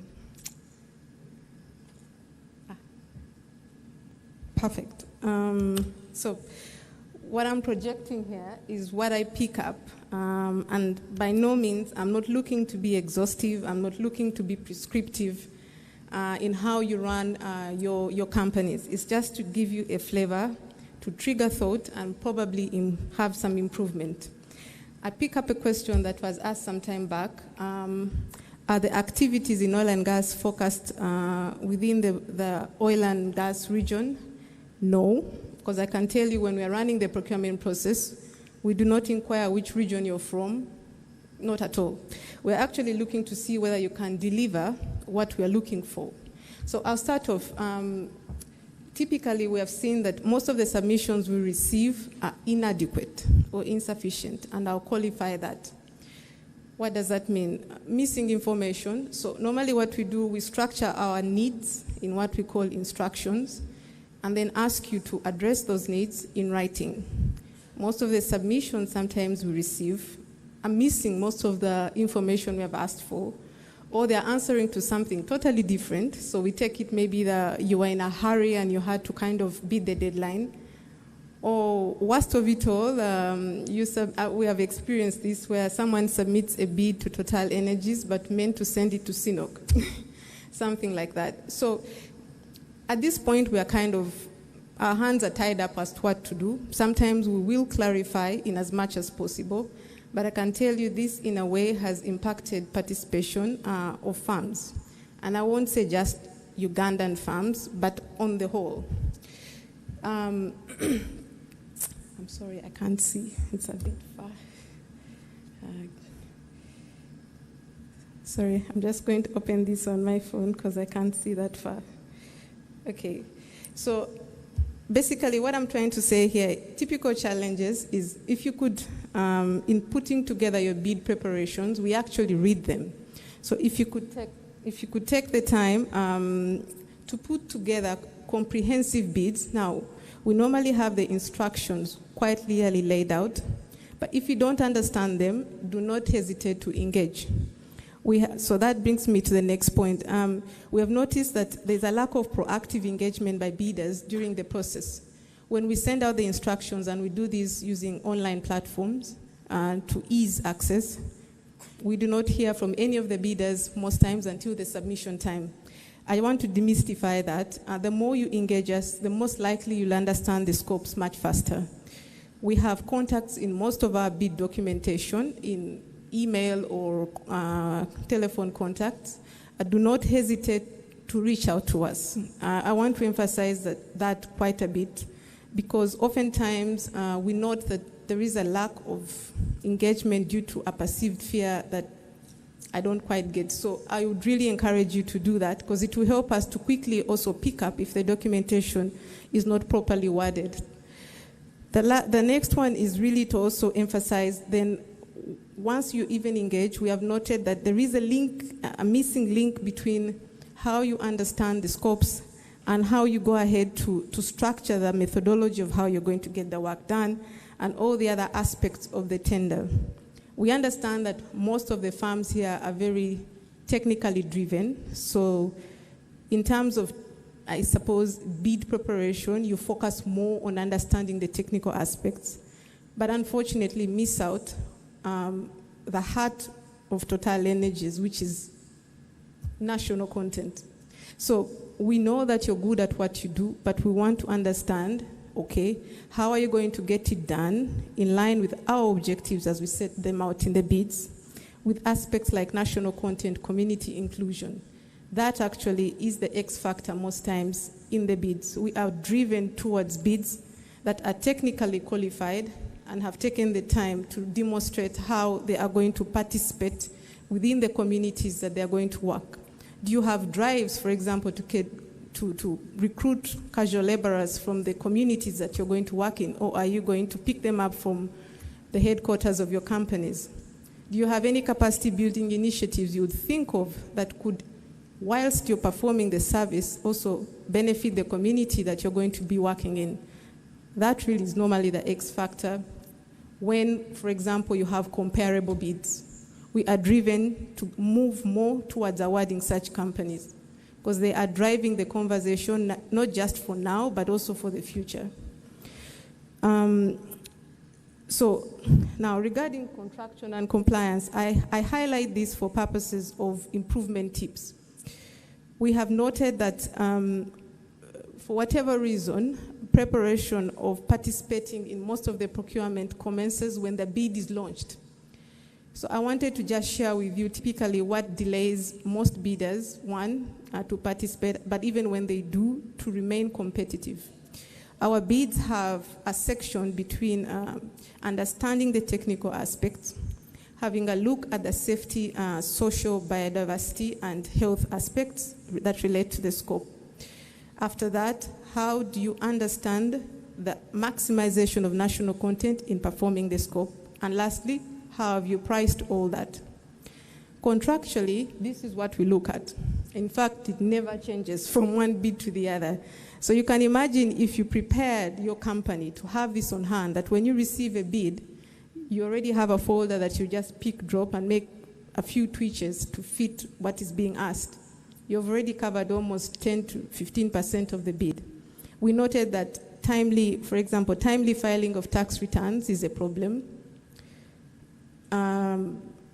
Complying with social security requirements is a problem, but as Total Energies, it's imperative that these are addressed, one, for compliance, two, we are very big on working conditions.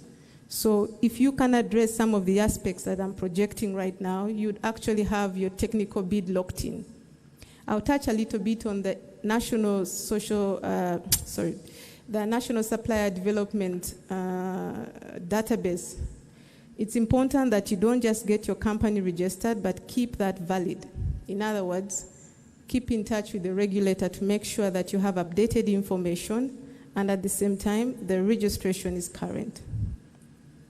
I lastly touch on the point of joint ventures. This was spoken to by the Executive Director of the Petroleum Authority of Uganda.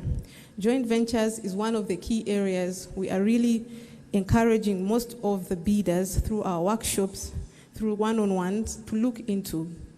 Now, there is a misconception sometimes that joint ventures are merely to capacity build local companies with foreign entities that would like to come into this market. Actually, joint ventures is, for me, one of the vehicles that is going to maximize national content. Why? Because the industry we're working in is very risky, it's high-end in terms of value. So even with a company that has been working in the industry for a while, you will need that boost. So having joint ventures and thinking about who would be the best person to work with might go a long way to actually get you onto bidder lists much faster. So now I've been touching on the improvement tips as I went along, but maybe what I haven't touched on is a bid management team. I know it looks obvious, but we have seen this being the biggest problem. What do I mean? Most of the participants that submit bids, you can tell that one person sat down and tried their best to understand what is required and try to put together a bid document that's competitive. I don't think that's the best business way to do it. The truth is, if you had a dedicated team that understands how to put together bids, that coordinates, you'd be able to put together a competitive bid on time. That's an improvement tip I would suggest. I've seen some people do it, and we have some success stories around it, and they're much more structured, and specialization also helps to keep up the quality.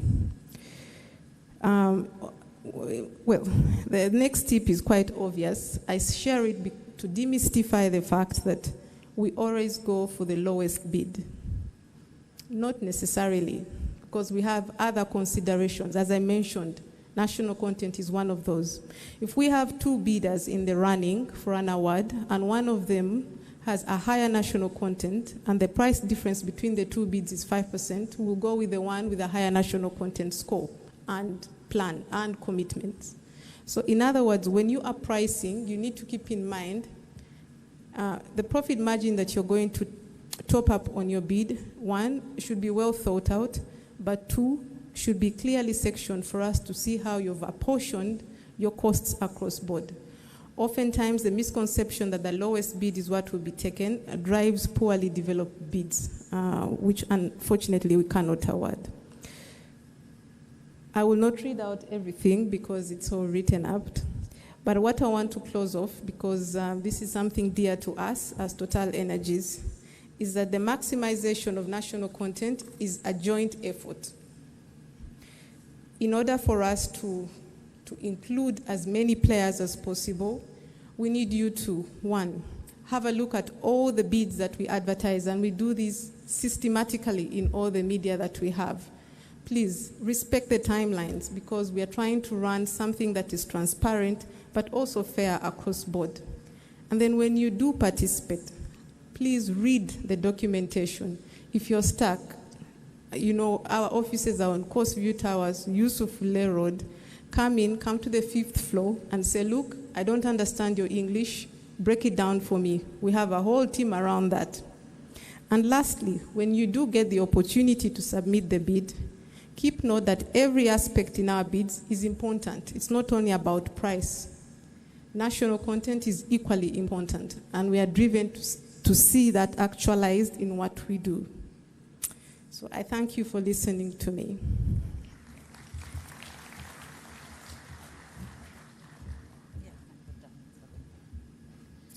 Thank you so much, Pamela, my namesake. I guess those were very useful points for us. And my key takeaway is let's engage. When Total sends out a tender request, it's not a death sentence. Let's go and speak to them and find out exactly what they want us to submit, and they are available to support us. So we are turning to the panel, and I would like to introduce the members on the panel. We have Mr. Brian Kisita, who is a senior associate at Kasidie Biarahanga and Company Advocates, and he will be representing the lawyers as he speaks to us around the legal and regulatory framework and how sufficient that is for purposes of promoting value retention. We have, Brian, you can wave so that we know who you are. We have Mr. Derek Natumanya. Derek is the COO for ICS Engineering and Environment Limited. I'm going to read your bios in brief without going into detail, given we don't have much time, but ICS is working closely with Ruli on the pipeline project. So they have experience from that perspective, and he will be sharing his experience from practical perspective of joint ventures and partnerships. We have Mr. Morris Amogola. Mr. Morris Amogola is the CEO for Minet Uganda, a Pan-African firm specializing in insurance and risk management, as well as human capital solutions. Minet has been with the chamber for a long time, since we started this oil journey and since they started operating here in Uganda, and he'll be speaking to the insurance requirements and whether those are fit for purpose with where we are in development of our national content as well as value retention. The fourth panelist, we have a lady on the panel, Ms. Victoria Kayemba. She's the current sector head for oil and gas at Stanbic Bank Uganda. Victoria has over 15 years working experience with various institutions, including Ernst & Young, Standard Chartered Bank, and now at Stanbic Bank. She will be giving us a perspective from the banking side of things. The earlier panel mentioned that there is challenges around financing and our local players being able to access finance and prepare themselves to participate in joint ventures. So she will be talking about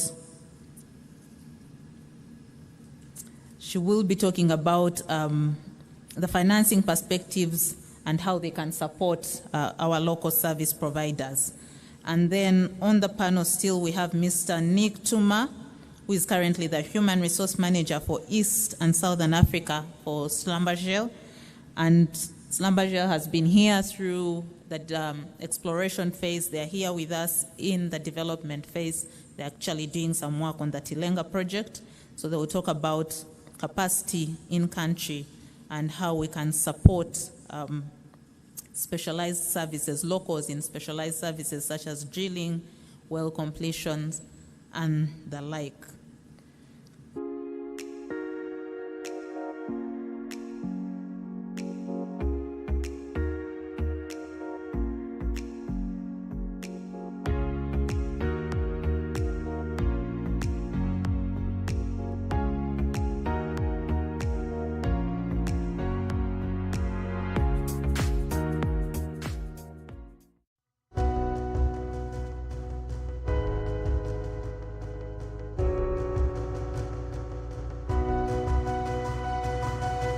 Smart 24, driving business. God. Zizinga, wait. Yeah? Ka selfie. Wow. Do you have the MyGo TV app? Oh, do you use star 206 hash? Eh, labono. Bwe life techina kunyumira. With the MyGo TV app or star 206 hash, you can make payments, you can change package, you can fix errors, you can check your balance anytime, anywhere. Download the MyGo TV app from Google Play Store or the App Store or dial star 206 hash. Ha! My phone! Go TV Uganda. Love it.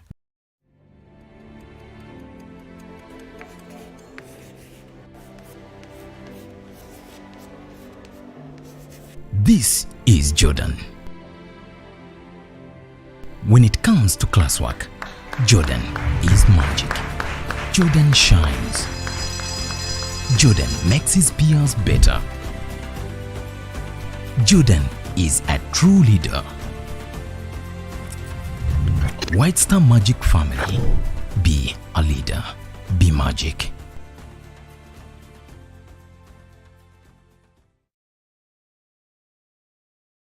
Sasulira akasimu k'ekirooto kyo mpola mpola. Funa essimu y'ekirooto kyo leero ng'osasula mpola mpola okutandikira ku nnusu 14 n'ofuna data ow'obwereere okumala omwaka. Essimu zonna kugirako MB 5 buli lunaku okumala emyezi 12.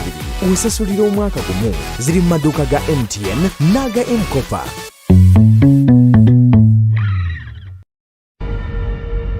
We go through life hustling, doing different jobs to make ends meet. No matter how strong you are, age will eventually catch up with you. Your hope of a comfortable retirement is saving for old age while you still have energy to work.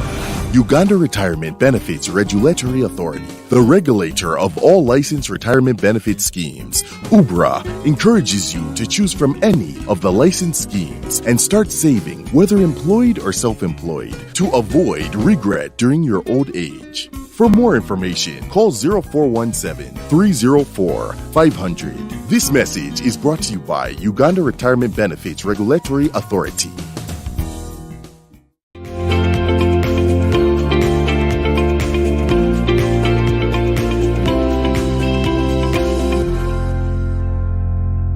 Affordable packages, great entertainment, What's the local content? Telenovela, the movies. There is something for everybody. Go TV, this is where our best stories live. Get the best entertainment for any budget. With GoTV, you will have great entertainment for as little as 13,000 Uganda shillings per month. GoTV, great stories, Zidiwano. GoTV Uganda, love it.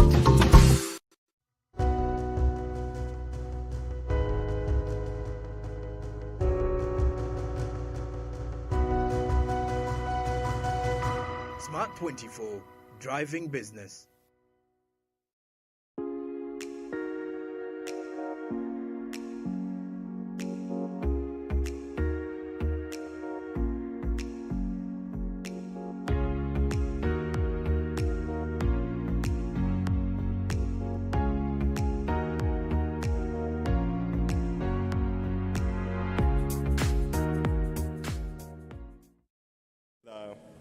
the advantages that accrue with the international partnerships are almost clear. Because ideally, when you end up working with an international partnership, it rubs off the way you work, and I won't focus on that. Working with Wally, working with Total on the same system, you must change your value chain to make sure you match their standard, and that so far has been the biggest advantage that we've had as ICS, that you work with Wally and you're working on the same platform. It means if you're talking about your IT systems, they have to be aligned. If you're talking about your internal security, so the entire value chain has had to be changed to match those international standards. And for us, we believe as ICS, that will never leave us the same again. And we believe that the value we are gaining from oil and gas, the standard levels we are coming to, participating in oil and gas, we will now move it to other sectors, like transportation sector, where we've been very strong, and we believe that will bring our value stronger. Now, coming to the other big advantage of technical capacity still in the local perspective, you have, looking at the technical capabilities, joining two companies, if, for example, you're bidding for a project that has environment and engineering, one company is stronger in environment and is stronger in engineering, definitely you've addressed that challenge. So local partnerships address these three major issues and major challenges that we mentioned at the start. And from our perspective, this has been very successful. When one is strong, the other one is weak at any time. So when one is weak, the other one is stronger. So the partnerships have brought the synergies in all the three areas I mentioned above. Coming to what can be done better, of course, emphasizing the points that have already been made around partnerships. One is increased awareness and understanding that this cake, this bread that's before us as a country, I think the PAU ED put it in great perspective that we are getting contracts of a size that we've never seen here. So it's big enough for all of us. And the awareness for minds of Ugandan companies to appreciate that joint ventures is the way to go. No one will eat the cake alone and finish it. The awareness and such discussions to encourage these companies to be open to working and partnering with competitors to be able to push now this better. And we will be stronger in that way. So the awareness should be increased. The next point may be around the discipline for the players that are participating, especially around prudent financial management. Because as local firms, and we must thank the banking, the financial sectors and all, there has been majorly a positive force around financing and all other factors. So have access to this finance, and just by presenting a contract, you'll have access to finance because banks are willing to give this money. So we would encourage all these companies that will be involved in these joint ventures that they need to be prudent in financial management and disciplined, not to abuse the kind of grace that is being extended by these banks. Then the other point would be around clear partnership maybe Derek, agreements. I'll pause you there so that I can come back to you shortly after I have posed a question to Stanbic on the financing side now that you're going to that aspect. But ladies and gentlemen, the point that I would like to make is the panelists, you realize the panelists have been specially selected so that we can learn from people that have experiences and are putting into implementation the things that we're talking about. Pamela earlier was talking about some of the things that they're facing in the bidding process, the challenges that they have seen. We've talked about partnerships since morning. So for those of us that are struggling with some of those aspects, partnerships, different aspects that we've talked about this morning, just mark the faces and have the conversations. The importance of being here today is to make sure that we are maximizing the information, but also the contacts that we get out of here. So I like what Derek has been sharing in terms of what they are doing as ICS, and let's engage.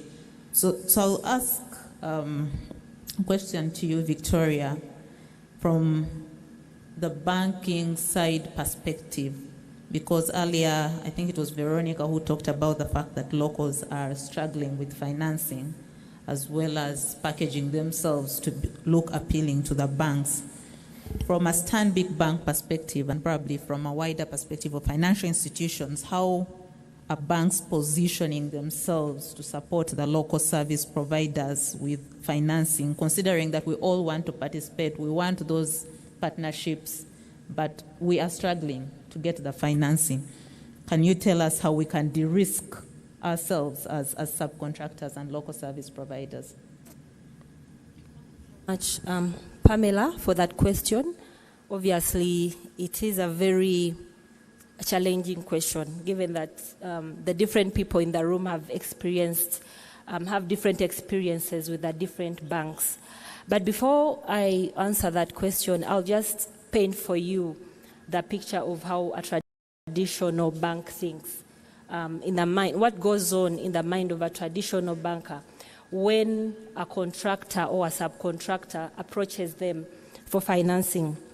So traditionally, a bank will think about the 5 C's of credit. Does this client have the capacity to repay the loan? And that is, are the cash flows positive? Do they have sufficient revenues? Do they have enough capacity in terms of servicing whatever contract they have? The banker will think through what their secondary source of repayment will be. Does the client have collateral to back up in case this contract fails? Is there a backup and for the bank to fall back to? The character of the borrower, what is your credit history like as an individual, as a company, your willingness to pay, what is said of your management style out there in the market? And then capital. In the banks, we love to call it, what skin do you have in the game? What are you putting down as your own contribution for this contract or for this job that you have won? Then lastly, the conditions. Do the conditions favor you? How is the contract? Is it favoring you? Have you negotiated properly, and will you get value out of it? So given what's happening, especially in the oil and gas industry, the traditional banking thinking has been challenged greatly, and especially the fact that the national content is protected. You find that it's a requirement for every contract to have some national content. So you find that the companies that are winning these contracts do not really tick the boxes of how a traditional banker thinks. For example, you find that someone is winning a contract that is 20 times more what they've been able to do before. They do not have, the capacity. When you look at them, maybe they've had 5 trucks before, and the contract is asking for 50 trucks. Then the high standards that the employers look out for, you find that the contractor or the subcontractor has a very small balance sheet that cannot, if you start analyzing using financial metrics in a bank, you cannot even add 1 more shilling to that person. So we've found ourselves facing this kind of thing, and we've had to ask ourselves, how differently can we support the clients in this sector? How can we think outside the box? Because if someone just has their house that is probably valued at 300 million, and the contract is $5 million, how are you going to get that collateralized? So as banks, we've had to start reasoning differently and seeing how best can we support. And also the other thing that I want to bring out is many times the employers give out a contract that is asking for a performance guarantee.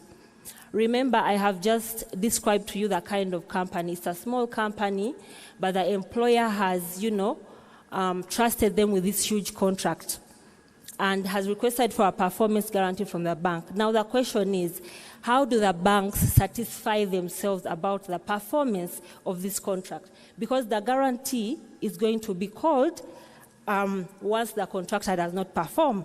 and that means the whole risk now lies on the bank.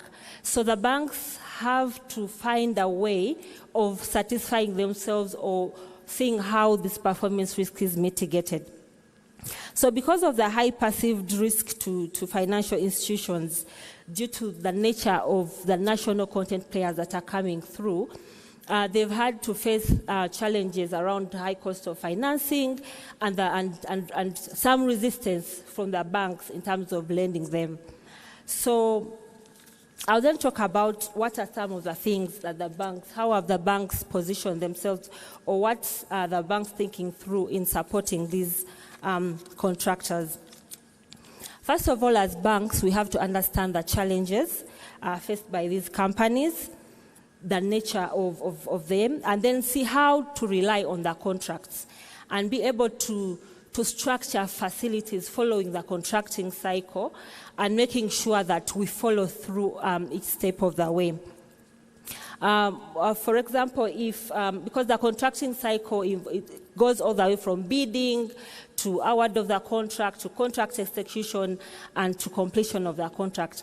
So the banks have had to find ways of making sure they give bite-sized facilities in line with the project milestones of the different companies.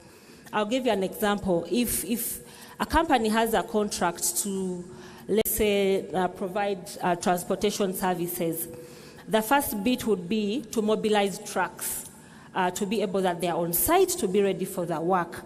So then the bank has to think through, how do I, because the contract can be $20 million, but it has several milestones. So how do you break it down to make sure that you're not overly exposed, and that at each point you're servicing and supporting the client. So you can help the client mobilize up to a certain point in time, and thereafter give short-term financing based on the cash flow cycle, and also rely on the anchors, the employers, for the repayment. Many times we would love, and if this was possible, to work together with the bigger contract employers, because these are people that are trusted. So how do we work together to make sure that we monitor together these contracts, getting of progress reports, and ensuring that at the end of the day everyone wins? Because if we are to think traditionally, then it will become very difficult to support the local content. Okay. So, yeah. Thanks, Victoria. And I'll turn to Slumbergel now. Nick, I know one of the aspects that Mr. Rubondo talked about earlier was the fact that they're starting to see local companies and individuals play from the inner circle, moving away from the indirect tax services, indirect services to the direct service type of work. From your experience working in those technical aspects of the oil and gas sector, is there capacity in country to support such specialized services like drilling, well completions? And as Slumbergel, is there anything that you have done to build capacity and transfer technology in that space? Thank you very much, Pamela, for the question.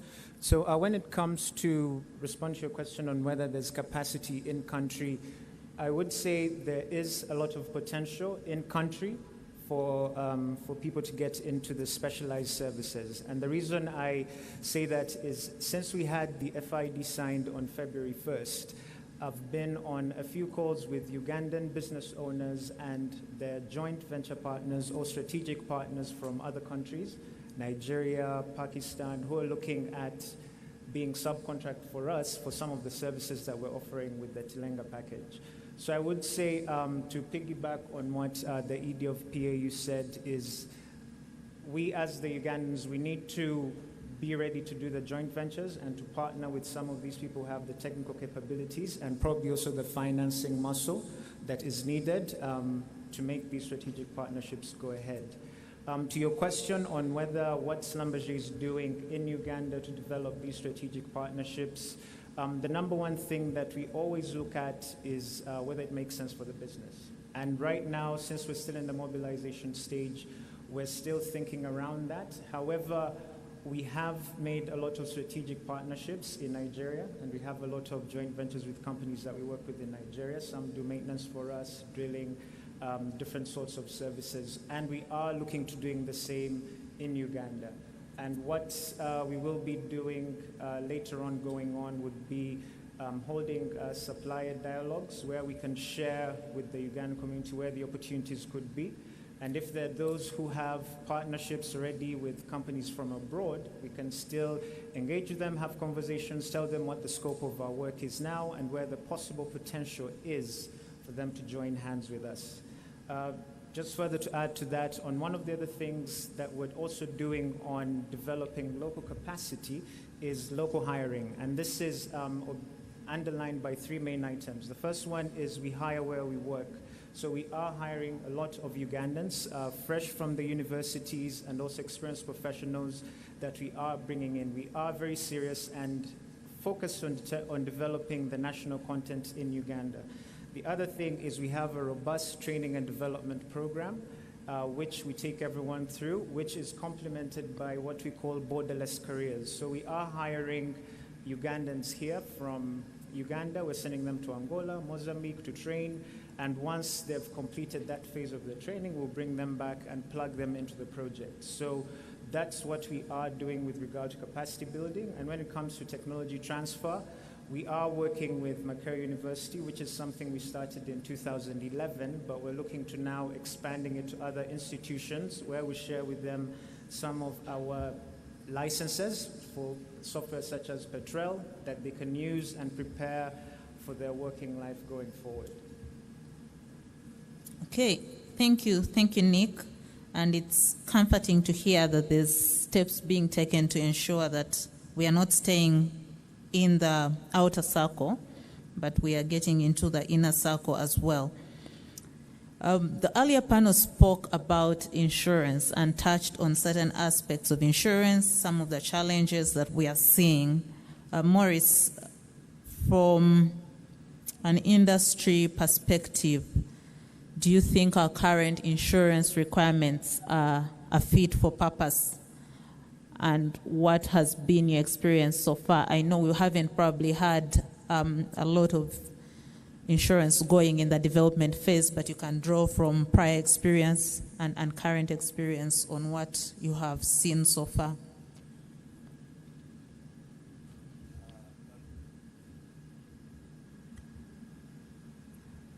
Thank you, Pamela, for that question, and good evening, delegates. Insurance is a very, very vital aspect of society, and any investment or any person strategically will need some form of insurance to be able to protect himself or herself from risks that we live among. In Uganda, insurance is still a growing sector. Sector has been growing at about 11% per annum, which is one of the fastest growing sectors, but from a very low base. There was mention from one of the moderators about capacity. We are coming from a very low capacity in terms of market. Our companies are not large in comparison to other companies that operate internationally. And that's why national content was a very important aspect. We will need to build this capacity. We will definitely, through the Uganda Insurance Consortium, retain part of that risk. But the risk that is being retained locally is quite small in the value of the risk that we are looking at within the oil and gas. But the point here is that we will start small and grow. The aspect of insurance, of course, is always spreading the risk. So whereas we have the Uganda Insurance Consortium taking part of the risk, the other part of the risk will be reinsured in the international market. So with all of you who have quite sizable contracts, There will be mention of other companies like Munich Re. You will hear of Swiss Re. You will hear of many other reinsurance companies that will be part and parcel of your risk, but they will be in the background rather than the foreground. But they will share, they will lead in terms of making sure that the risk has been properly modeled, the terms and conditions have been thought through, and the discussions with your insurance brokers, because Minet is an insurance broker, and Minet, before it became Minet, was Aon, and there are many other subsidiary insurance brokers operating here in Uganda who also have an international flavor, and they are able to sit with you and do risk management on your risk and help you to understand the risk, understand aspects of how you mitigate, and after you mitigate, of course, then insure as required by the contract terms. Only then would you be able to be comfortable the risk is insured. But because of the high values and because of the long tail of building capacity through capitalization, the retention from a local perspective will still be small. But having said that, there are other components of the risk that will be ably covered by the local insurance companies. Risks like workmen's compensation, risks like group life insurance, risks like medical insurance, risks like cyber insurance. All are these risks that all you as entities would have to think through with your insurance broker, understand the magnitude of the risk you carry, and put in mechanisms to manage, and thereafter transfer these to an insurance company. But the important thing is, through the National Content Forum, we will also start small, but we will grow as we enhance the oil and gas industry in Uganda. Thank you. Thank you. Thank you, Maurice. And now I turn to the last panelist before I open it to any questions that the rest of the members here might have. Brian, having said all that is said in terms of the expectations we have of the contractors that are participating in the sector, expectations from a financing perspective, insurance, is the existing legal and regulatory framework sufficient to promote value retention in your perspective? And maybe you can speak to this drawing from some of the experiences as well that you have had interacting with your clients.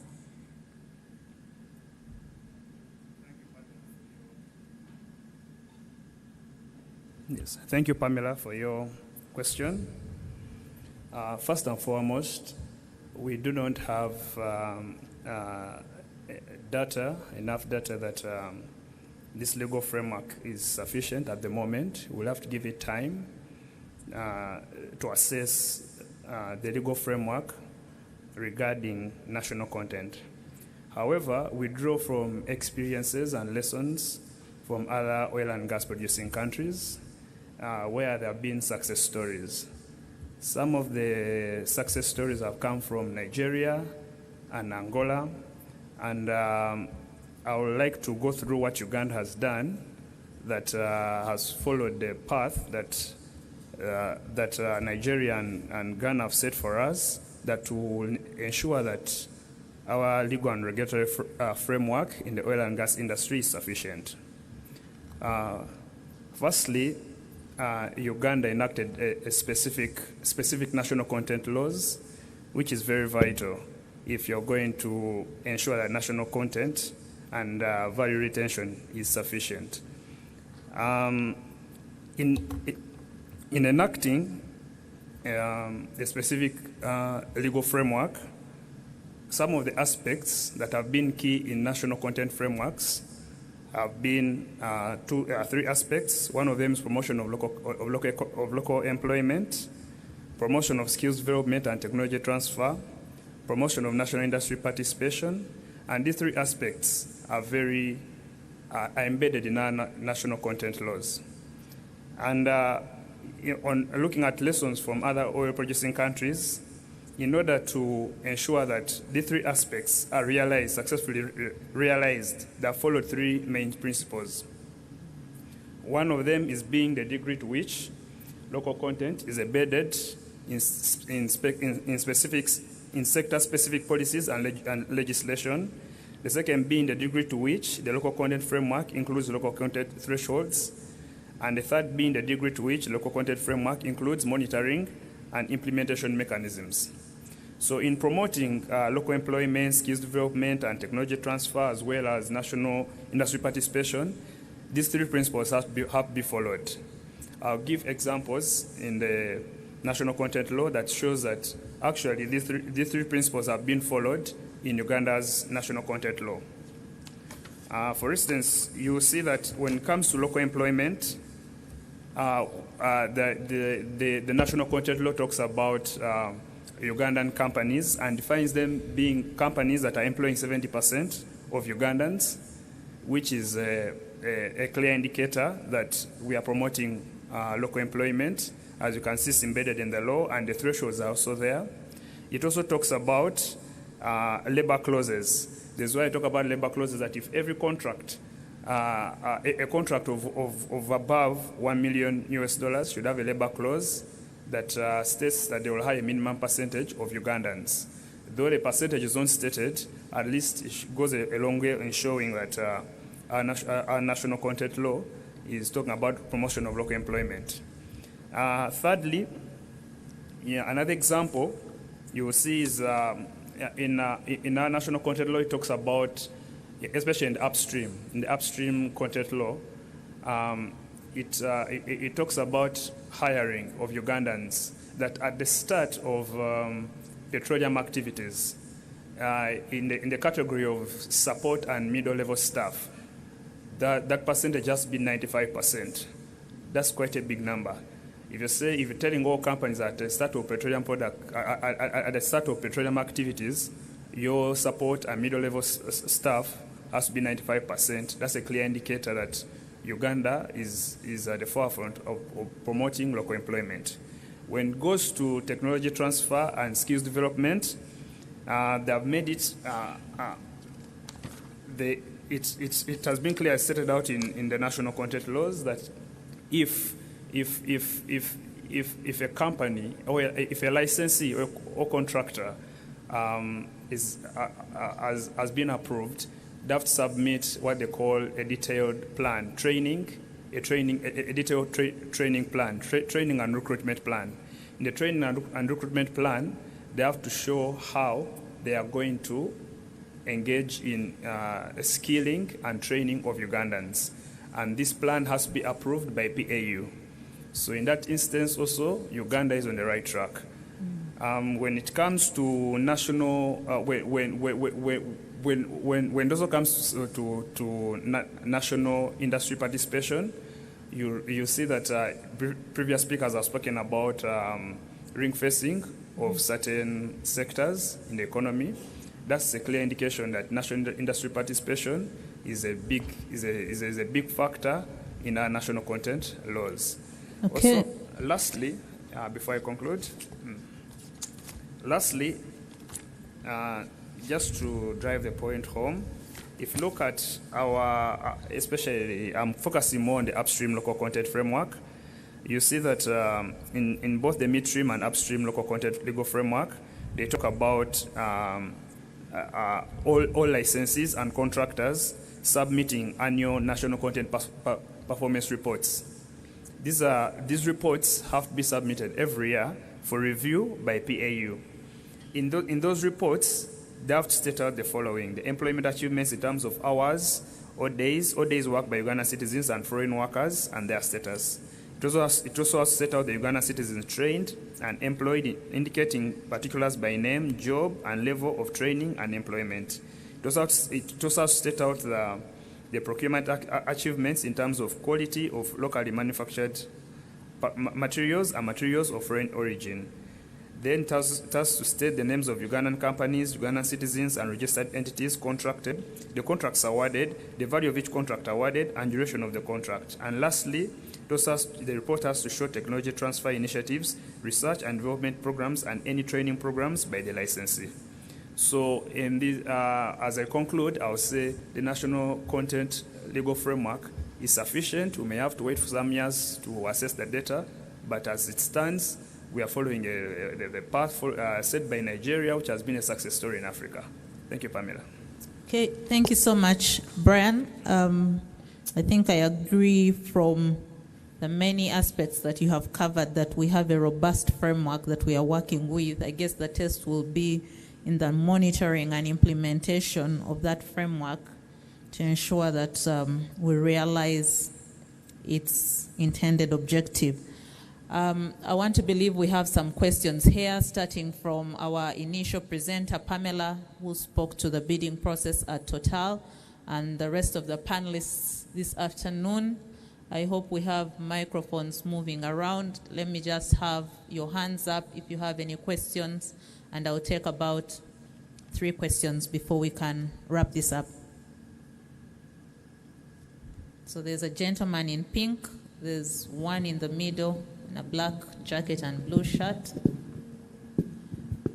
And then if there's one more hand, we'll take that and we'll close. Yes, thank you. I'm Kevin Wanyama from New Plan Limited. My question is related to Veronica from PwC, who was the panelist earlier, about the stringent conditions by the banks directed towards the local companies when they try to access funding. For example, well-audited books of accounts, which many a small company in Uganda surely does not have. What are the banks doing to lessen some of these conditions so that the local companies in Uganda can be able to access this much-needed financing and also partake in this big cake? Thank you. Thank you. We'll take the second question. Yeah. Good evening. My name is Elvis Ejemai with Radial Circle Engineering Services. Can you speak up, please? Good evening. My name is Elvis Ejemai. I'm with Radial Circle Engineering Services. My question is to Pamela. While she was presenting, she talked about being active in the National Supplier Database as one of the challenges she's having. My question is, how do we go about that? How do we get to be active? How do we go through that process? Thank you. Okay, thank you, Elvis. And the gentleman in the middle there. Thank you very much. My name is Mukobe Isaac from Specials Projects. My question goes to Pamela regarding the bidding process. Many speakers have spoken about the issue of joint ventures, but I would want to know from Pamela, in most bidding processes, every party in a bidding process is evaluated using the same conditions set out, just like a single contractor would be applying in terms of technical capacity, financial capacity. Now, in this situation here where we have a joint venture with a different company, are we both supposed to be evaluated based on your set out criteria, or you're going to take it in terms of percentages, local content and the content going to the international companies, assuming my joint venture partner is an international company? Thank you. Okay, thank you, Isaac. I will request Victoria to respond to the question from New Plan. I didn't get the name, around what the banks are doing, and then Pamela, you can take on the last 2 questions. Thank you so much for that question.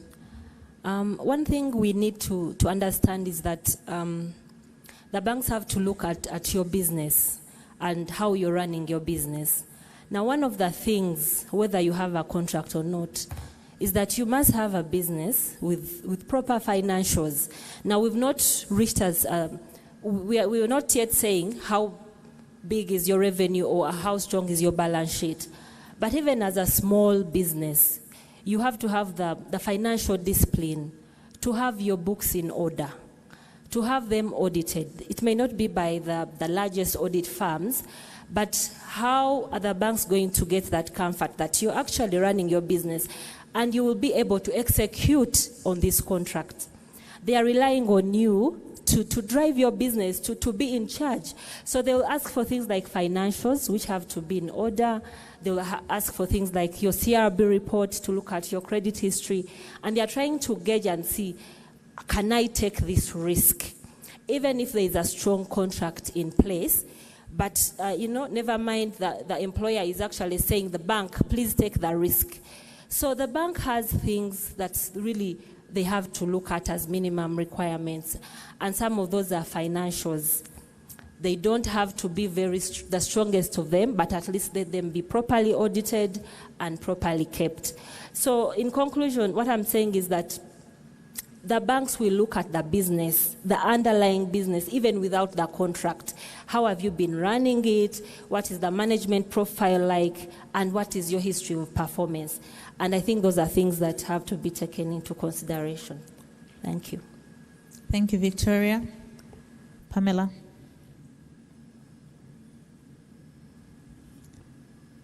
Okay, I'll start with the first question.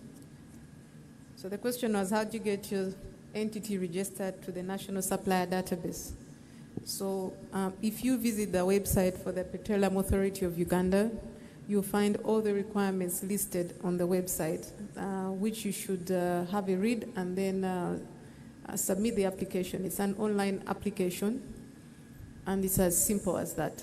So typically, I don't want to enumerate them and miss something. I want to encourage you to go and have a look so that you have an exhaustive knowledge of what's required. But typically, they'll be asking who you are, so your articles and memorandum of association as a company. Could you share your tax position, so your latest tax returns? They'll be asking to know your contacts, your offices, where you are, and the range of services you're going to provide.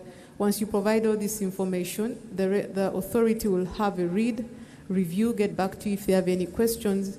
If the whole application is fully constituted, they will acknowledge by giving you a reference number and then get back to you informing you that your entity is registered. You can as well go online. There is a register that you can check to see that your entity is registered. The validity of the registration is normally 3 years, renewable. So it's upon you as an entity to be diligent to make sure that you update your company details, but also when it's expired, you reach out to the Petroleum Authority of Uganda to renew that.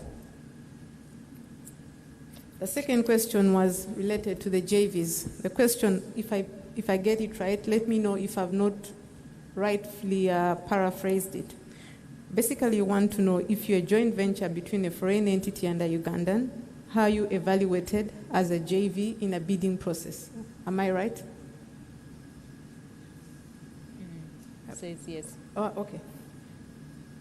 Is that it? Okay, perfect. So the first step is when you approach us as a JV, we want to have some sort of document to help us understand your marriage, which comes in the form of a consortium agreement, or name it a memorandum of understanding, or you can approach a lawyer to help you with that. We want to see that, to understand how are you going to relate, who is going to do what, who is taking lead. Remember the genesis of joint ventures is also regulated. So in other words, we expect that you're coming together to strengthen something. So we want to know what that is. Is it technical? Is it financial? Is it, I don't know. So you need to articulate that in the document. That will be a starting point to start evaluating the joint venture against the scope that has been tendered. Most times, the consortium agreement will be structured around the scope of requirements that has been issued to the public. Once we get an understanding of how you want to work together, then we will evaluate you as a joint venture, obviously looking at each individual company in the joint venture to see the strength and then to see the areas you are intending to work together and whether it delivers what we are expecting. So when we ask, for example, for an execution plan, we don't expect 2 execution plans if you're 2 entities and a JV. No. It's 1 execution plan because we expect you to be working together. However, there are certain aspects that you might want to submit individually as entities because it's a legal requirement. For example, are you compliant in terms of tax remission? We expect the tax returns for both entities, unless you're an incorporated joint venture that has one set of tax returns. If not the case, we'd expect to see certain documentation each of the entities has to submit for purposes of us appreciating that you are compliant. So, tax returns, NSSF remissions, etc., as I listed them. For the other aspects where you came together to work together, we expect one set of documents that we shall evaluate. On the national content aspect, I'll close off with that. What we expect when you come together is, how are you maximizing this, which is the theme of what we're talking about. You have a foreign entity and a Ugandan entity coming together. Perfect. So how does it look in terms of technology transfer? Is there anything that's going to be transferred from one entity to the other? Is there any capacity building initiative that you're setting up, having come together? We want to see the value proposition. So in fact, more than ever, when you're a joint venture, we really want to see that. So yes, your national content plan would be, it's a joint exercise that you need to develop as together and presented as one plan. I hope I've addressed your questions. But if you need more information, we can talk after this. You can as well come over to our offices and we can dig deeper into that. Thank you. Okay, thank you so much, Pamela. I'm afraid we have to end it here. Luckily, I didn't see any other hands going up, so I believe we have addressed all the questions. But also, when I was being initiated into this role of hosting events, I was told that you have to pay attention to your audience or to read your audience. So I can clearly tell that we are tired and we need to take a break or end the day here. I would like to thank you, ladies and gentlemen, for staying on until this time. I know it's been a very action-packed day, but I believe it's been for a good cause because the information that we have received here, the interaction that we have had was truly, truly, truly needed. It's perfect timing for us. We'll continue these conversations tomorrow.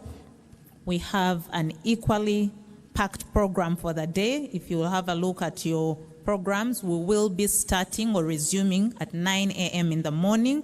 So I'd like to request that you're here in time so that we can listen to our Tier 1 contractors. We're going to be having McDermott, Sinopec speaking to us. We're going to be having different teams from Woolly, ICS again, and a number of others that will then bring it down to experiences at the Tier 1 contractor level, engaging with subcontractors or Tier 2, Tier 3 contractors. And in fact, we're going to have breakout sessions tomorrow that are going to be in the different halls that will be communicated to you. And in these sessions, we're going to have these different Tier 1 contractors breaking down specific aspects of their own expectations.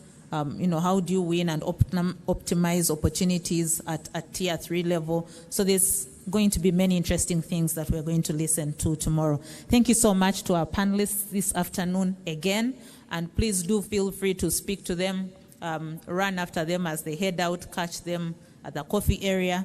Make sure that any questions that have not been addressed here are addressed there. And a big round of applause once again to our sponsors, Stanbic, UNOC, Total, CNOC, Equity, the Oil and Gas, the Insurance Association, and many others, as you have seen them over there. We do appreciate. One last announcement. There's a cocktail, but it's only for the sponsors and partners in Katonga Hall. If you'd like to interact, share a little bit more about what was happening today and future opportunities, please take advantage of that. And this has been sponsored by the people that I've just mentioned, Stanbic, Total, CNOC, UNOC, and Equity. So thank you so much once again. Have a lovely evening and see you tomorrow morning.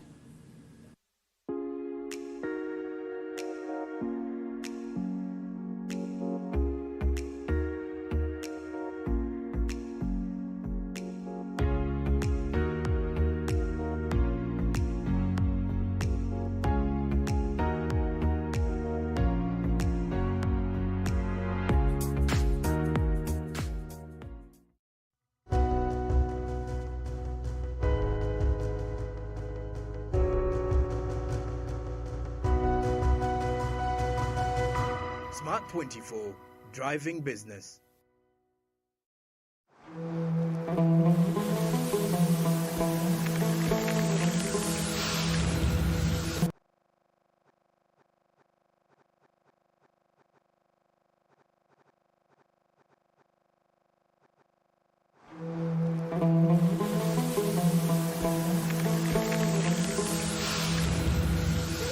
A World Cup in the desert?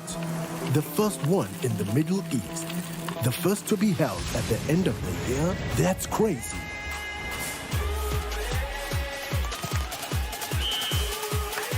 Get ready for spectacular moves, high-flying saves, unbelievable goals.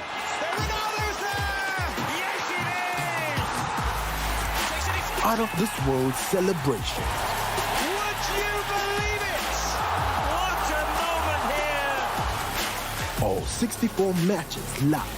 That's over 5,000 action-packed minutes of the FIFA 2022 World Cup Qatar. Now that's crazy. Catch all the action only on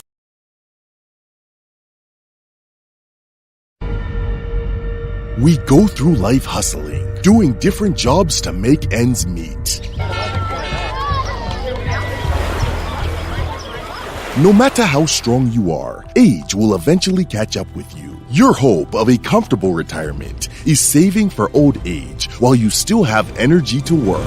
Uganda Retirement Benefits Regulatory Authority, the regulator of all licensed retirement benefit schemes, UBRA, encourages you to choose from any of the licensed schemes and start saving, whether employed or self-employed, to avoid regret during your old age. For more information, call 0417-304-500. This message is brought to you by Uganda Retirement Benefits Regulatory Authority.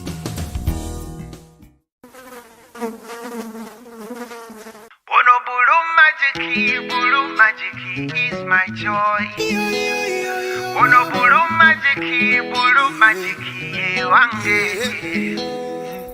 Ayo talaba kumabala atukuza nonyirirawo kirako enyange tayisa bubi faburiki kyonna kyekiri kigwa lwa bulu magic is my choice. Ono bulu magic ye wange. And bulu magic is my choice. Hey, ono bulu magic ye wange. Need to send money to a loved one but you don't have enough on your phone? Have you run out of fuel but you don't have enough money? Do you want to pay for yaka or water but have insufficient funds? Or do you want to shop but you don't have enough money?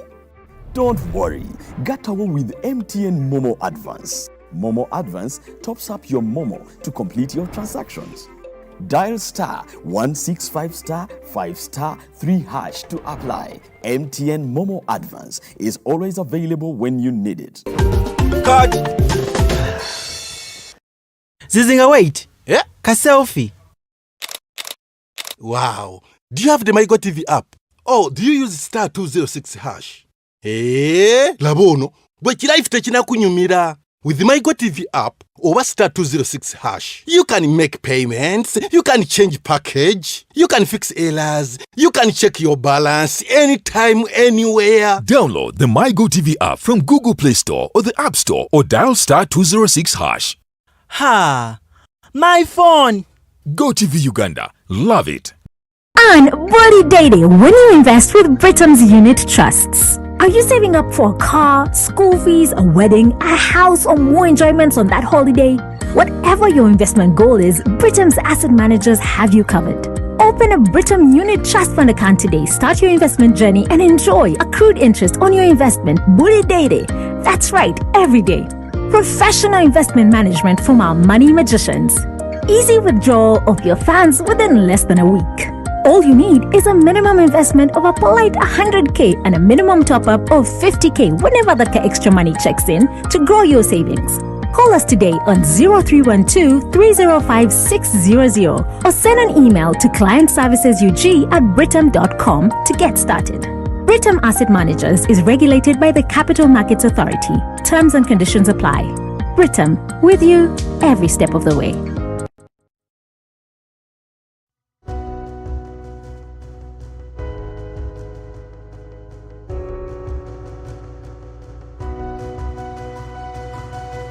Smart 24, driving business.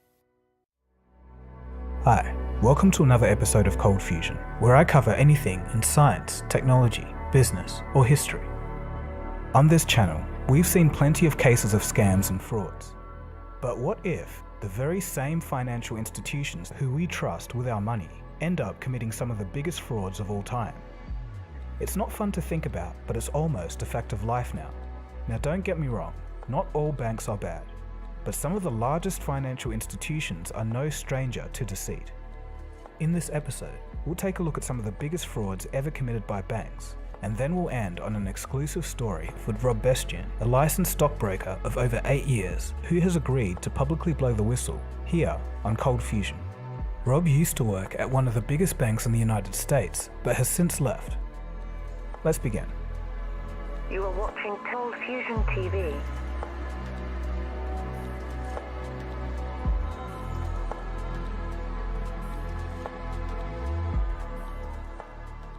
Up first, we have the Wells Fargo fake account scandal.